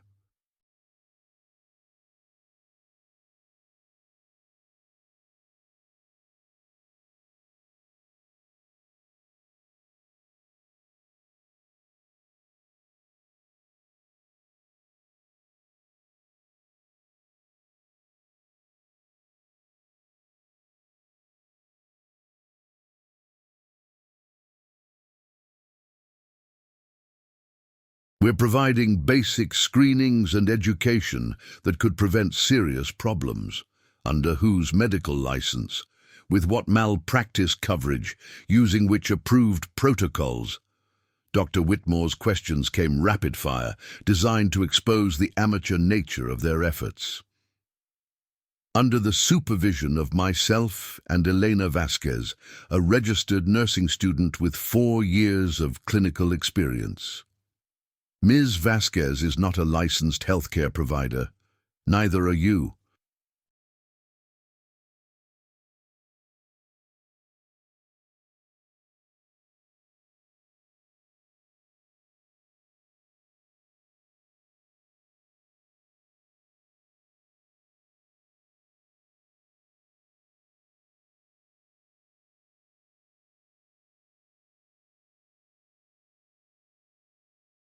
This activity ends immediately, or your enrollment does. Through the office window, Marcus could see Sophia helping her mother understand a pamphlet about childhood nutrition, Diego translating for a grandmother concerned about her grandson's persistent headaches. Real help happening in real time for families who needed it most. "What if it were properly supervised?" Marcus asked suddenly. Dr. Whitmore paused. "Excuse me?" "Doctor."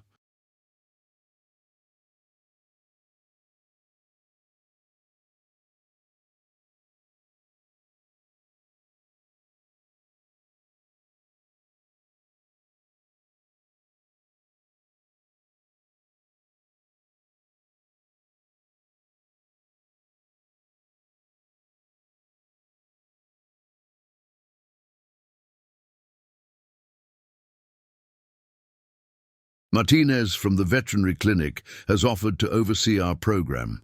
She's a licensed veterinarian with public health training. What if she formally supervised our community health initiative?" The dean's expression suggested he was searching for flaws in this proposal.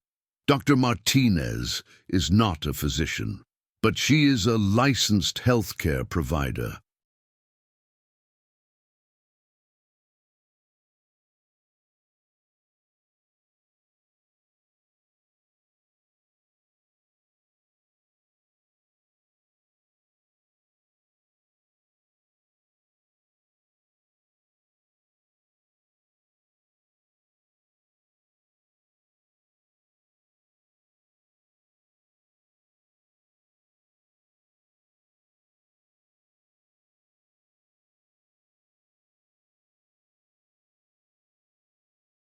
And this work falls within public health scope, not private practice. Marcus was thinking quickly now, remembering conversations with Dr. Martinez about her background in preventive care and community health before veterinary specialization. Furthermore, he continued, Stanford Medical School's mission statement specifically mentions commitment to underserved populations. This program directly serves university employees and their families. Dr. Whitmore's jaw tightened.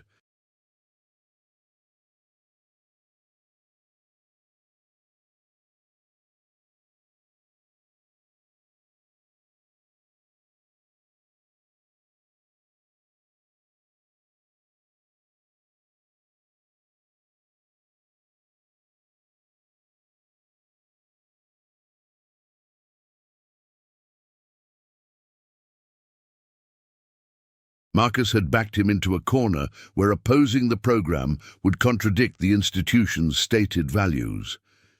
Any such program would require formal approval through appropriate committees, months of review. I understand.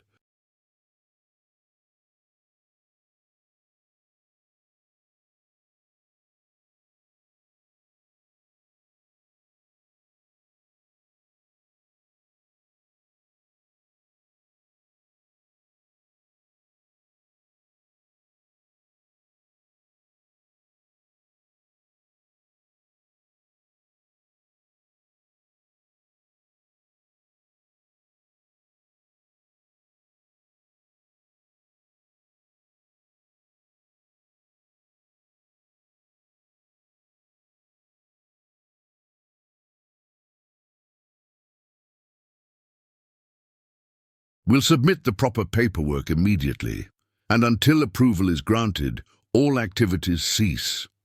Marcus nodded, though both men understood the implicit threat. Approval would never come, or would come so hedged with restrictions as to be meaningless. After Dr. Whitmore left, Marcus returned to find Elena calmly finishing the day's sessions.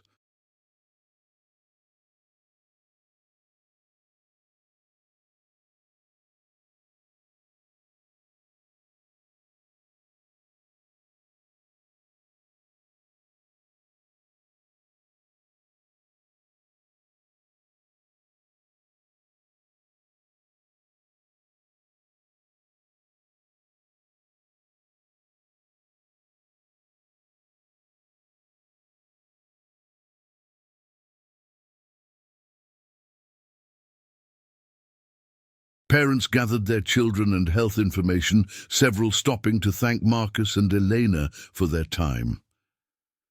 "We heard," Elena said quietly when the last family had left. "I'm sorry. I tried to find a way to continue." Elena smiled, surprising him. "You did find a way. You stood up to him. You didn't back down or apologize for helping people." Sophia and Diego appeared at Marcus's side, both carrying get-well cards they'd made for Tommy, who was home with a cold. "Mr.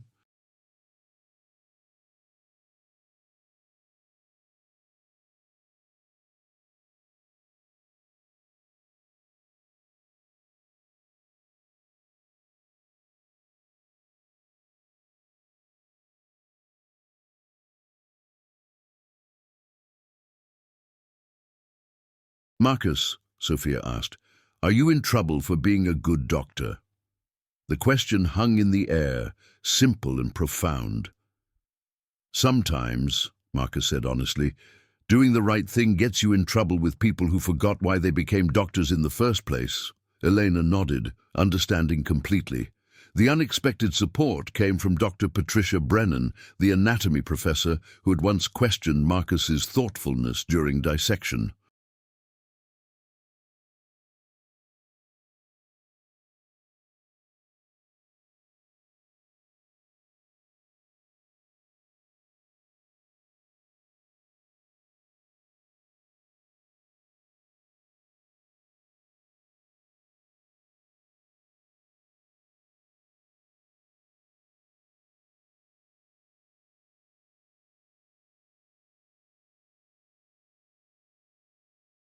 She appeared at the childcare center 3 days after Dr. Whitmore's ultimatum, carrying a briefcase and wearing an expression of determined professionalism. "Mr. Chen, Ms. Vasquez," she greeted them formally, "I'd like to discuss your community health initiative." Elena and Marcus exchanged glances, unsure whether this was another institutional intervention or something else entirely. Dr.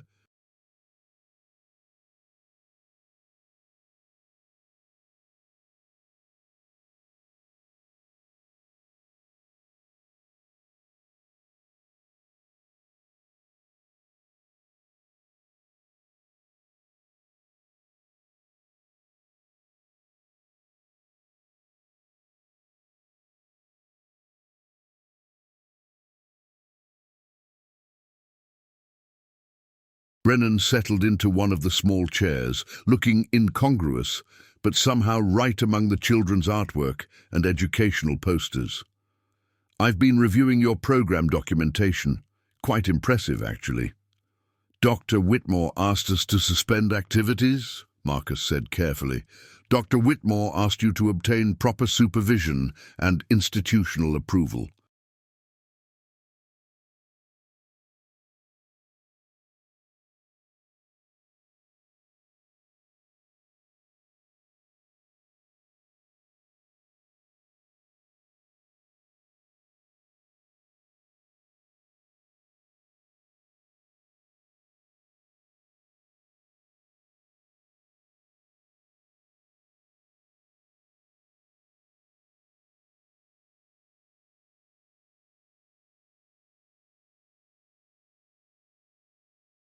"I'm here to provide both." The professor opened her briefcase, revealing official Stanford Medical School letterhead and approval forms. "I'm proposing to formally sponsor your initiative as a pilot program in community-based preventive care, with my oversight as faculty supervisor." Elena leaned forward, hope and skepticism warring in her expression. "Why would you do that?" Dr. Brennan's professional mask slipped slightly, revealing something more personal.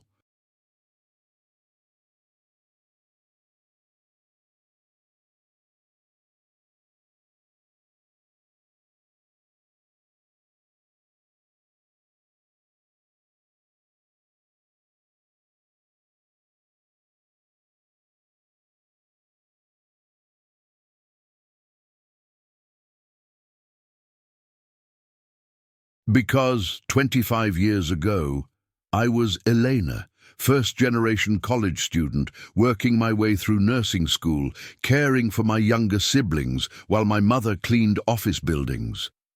The revelation hung in the air, transforming everyone's understanding of the conversation. "I became a doctor eventually, but I never forgot what it felt like to need the kind of help you're providing."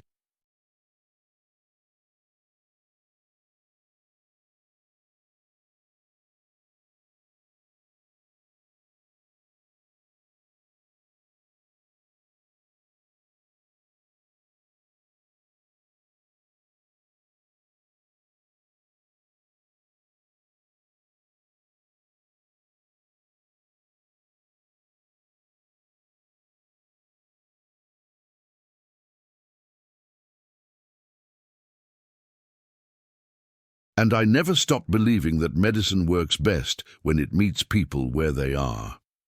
Over the next hour, Dr. Brennan outlined a formal structure for their program. Marcus would receive supervised clinical experience credit. Elena could apply her work toward nursing school practicum requirements. The families would receive free basic health screenings and education through an official Stanford Medical School community outreach initiative. "There will be oversight, Doctor."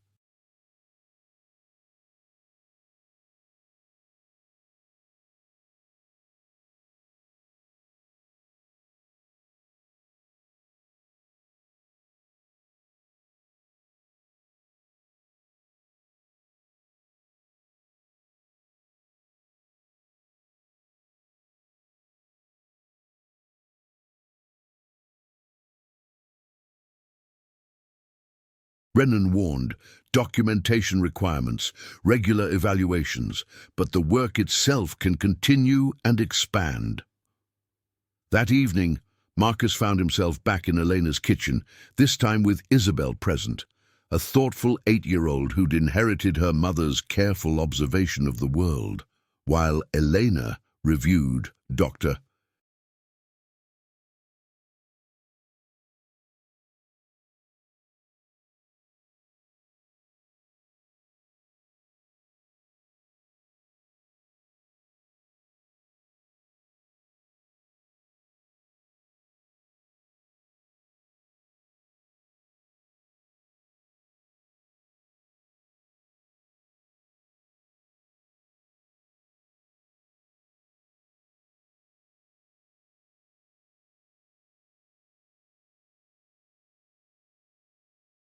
Brennan's proposals. Isabel showed Marcus her homework, carefully written sentences about community helpers. "Mama says you're going to be a doctor who helps families like ours," Isabel said matter-of-factly. "I hope so." "Good. We need more doctors who remember what it's like to worry about money." The simple wisdom of Elena's daughter struck Marcus deeply. This was what Dr.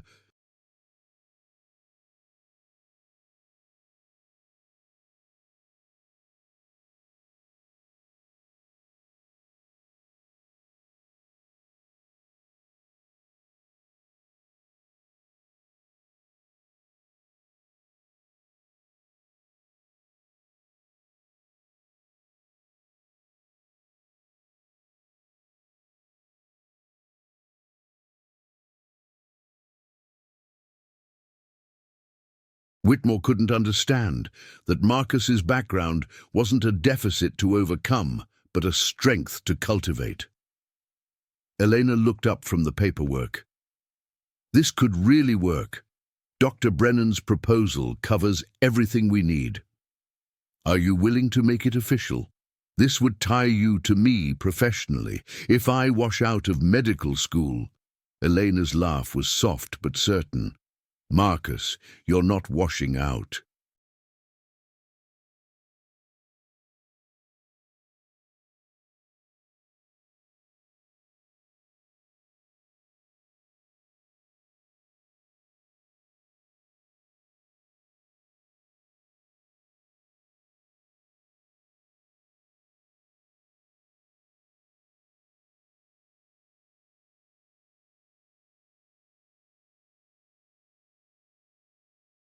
"You're becoming exactly the kind of doctor the world needs."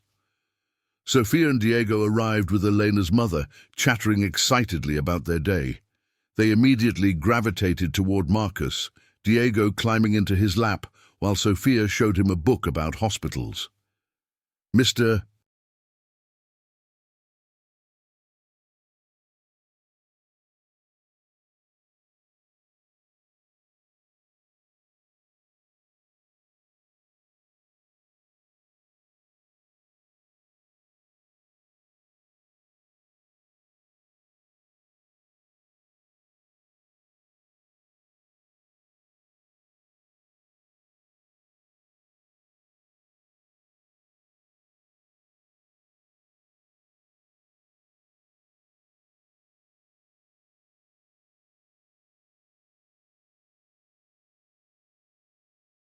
Marcus," Diego announced. "Elena's mom says you're family now." Marcus looked around Elena's small kitchen, at Isabel doing homework, at Sophia and Diego making themselves comfortable on his lap, at Elena smiling while her mother prepared coffee for everyone.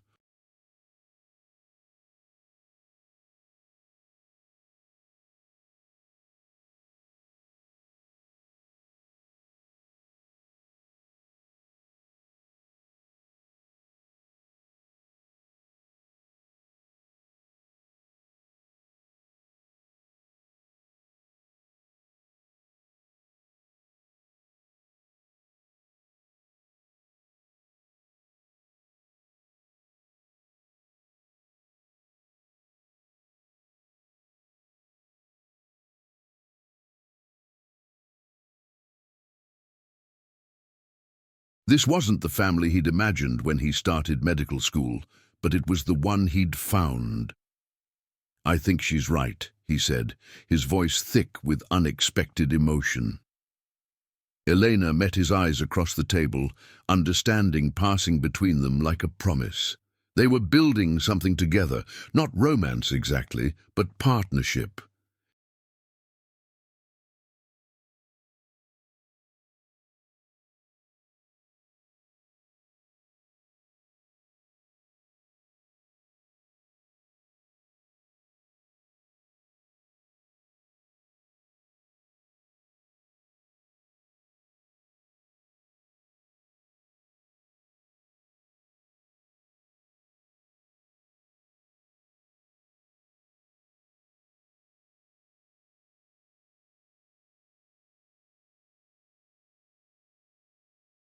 A chosen family bound by shared purpose and mutual respect. Outside, Stanford glowed with evening light, but inside this modest kitchen, Marcus had found something the university couldn't teach: the meaning of belonging. 6 months later, Marcus stood in the same lecture hall where his journey had begun, but everything had changed.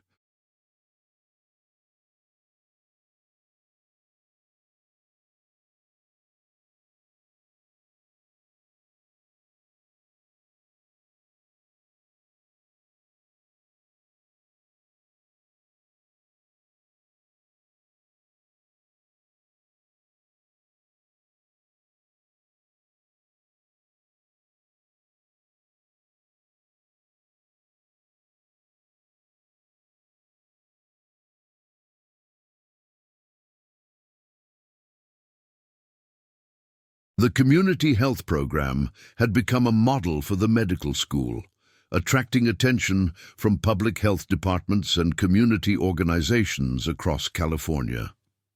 Elena sat in the front row, wearing her new nursing school graduation cap, Isabel beside her clutching a bouquet of dandelions Sophia and Diego had picked that morning. Dr.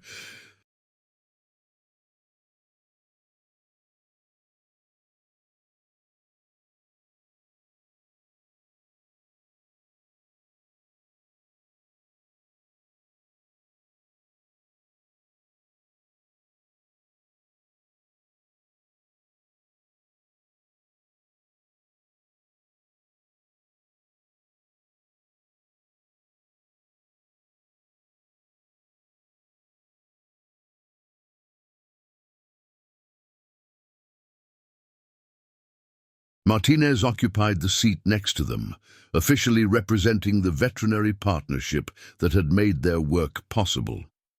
Dean Whitmore approached the podium for the semester's closing ceremony, his expression carefully neutral as he surveyed the audience.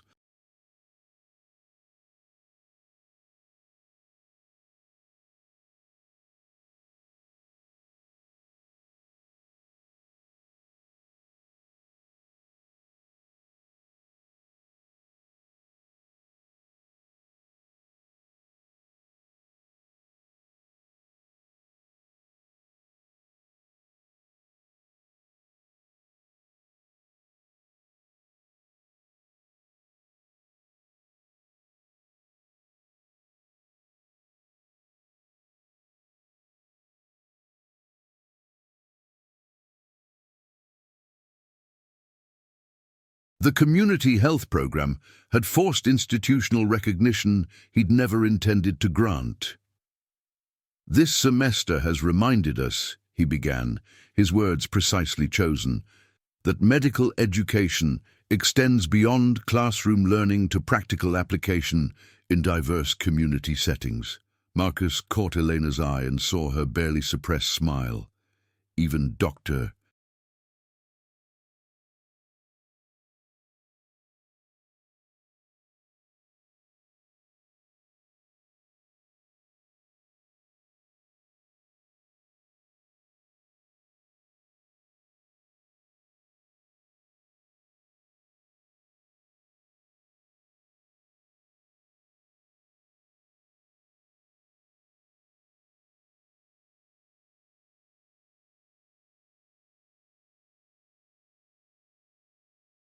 Whitmore couldn't ignore their program's success. 12 families receiving regular preventive care, 3 serious health conditions caught early, countless children learning to see healthcare as accessible rather than frightening. "Mr. Chen," Dr. Whitmore continued, his voice carrying grudging acknowledgement, "please step forward." Marcus made his way to the podium, aware of how different this moment felt from his probationary hearing months earlier.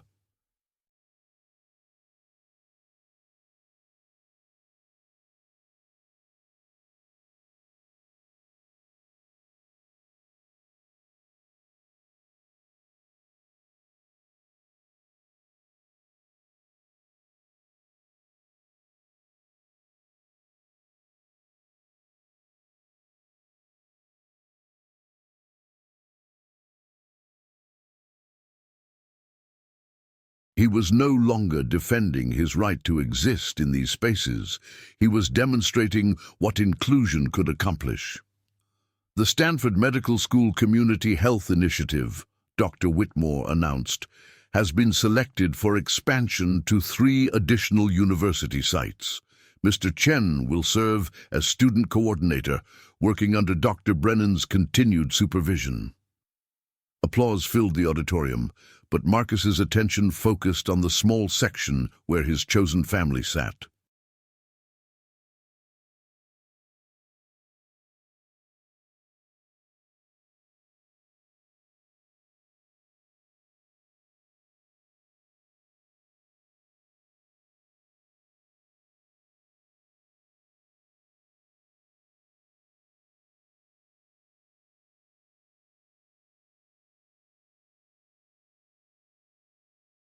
Sophia held up a handmade sign reading, "Our Doctor," in carefully crayoned letters. Diego gave him 2 enthusiastic thumbs up. Elena's smile carried pride and something deeper, partnership in work that mattered. After the ceremony, the group gathered at Elena's apartment for celebration dinner. Isabel had prepared a speech about persistence and community service that she delivered with 8-year-old seriousness, while Sophia and Diego provided enthusiastic commentary. Mr.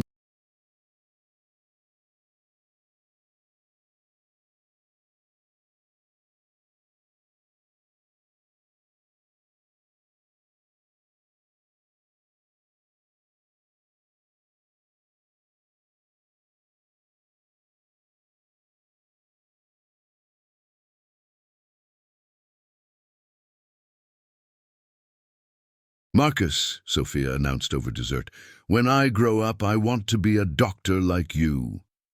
"What kind of doctor?" Marcus asked. "The kind who remembers that people are scared and helps them feel brave." Elena's mother, who'd been quietly observing the celebration, leaned forward with the wisdom of someone who had raised children while cleaning other people's spaces. "Mijo," she said to Marcus, "when my Elena was little, I used to tell her that home isn't where you come from. It's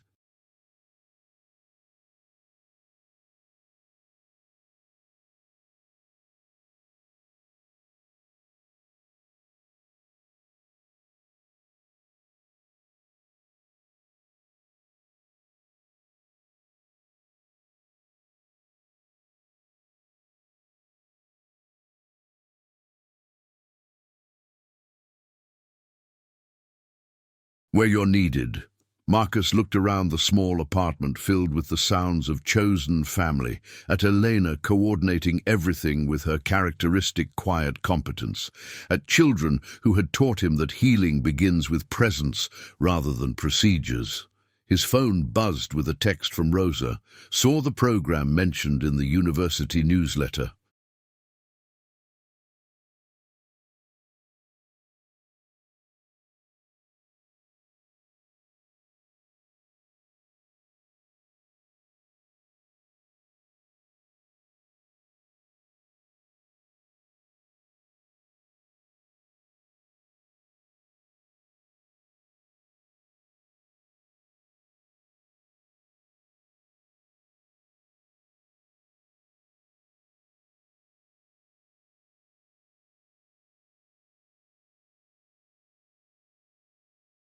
So proud, Mijo. You're becoming the doctor those halls always needed. Outside, Stanford's towers caught the last light of day, beautiful and distant as always.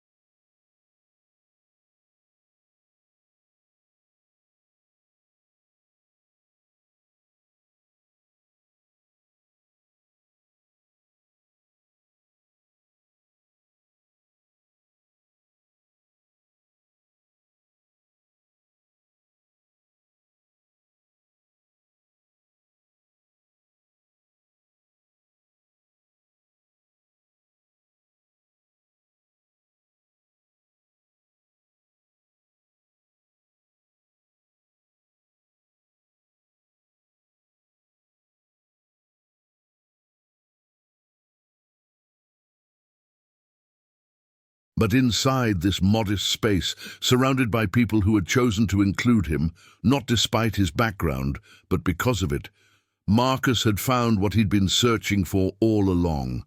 Not permission to belong, but the courage to create belonging for others.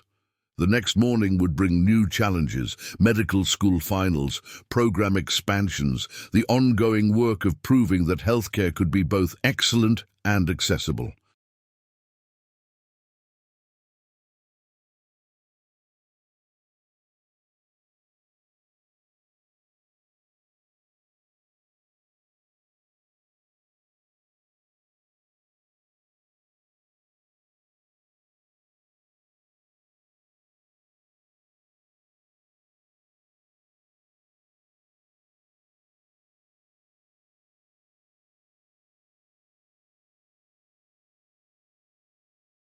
But tonight, in Elena's kitchen with children's laughter echoing off the walls and plans for tomorrow spreading across the table, Marcus understood something fundamental about healing.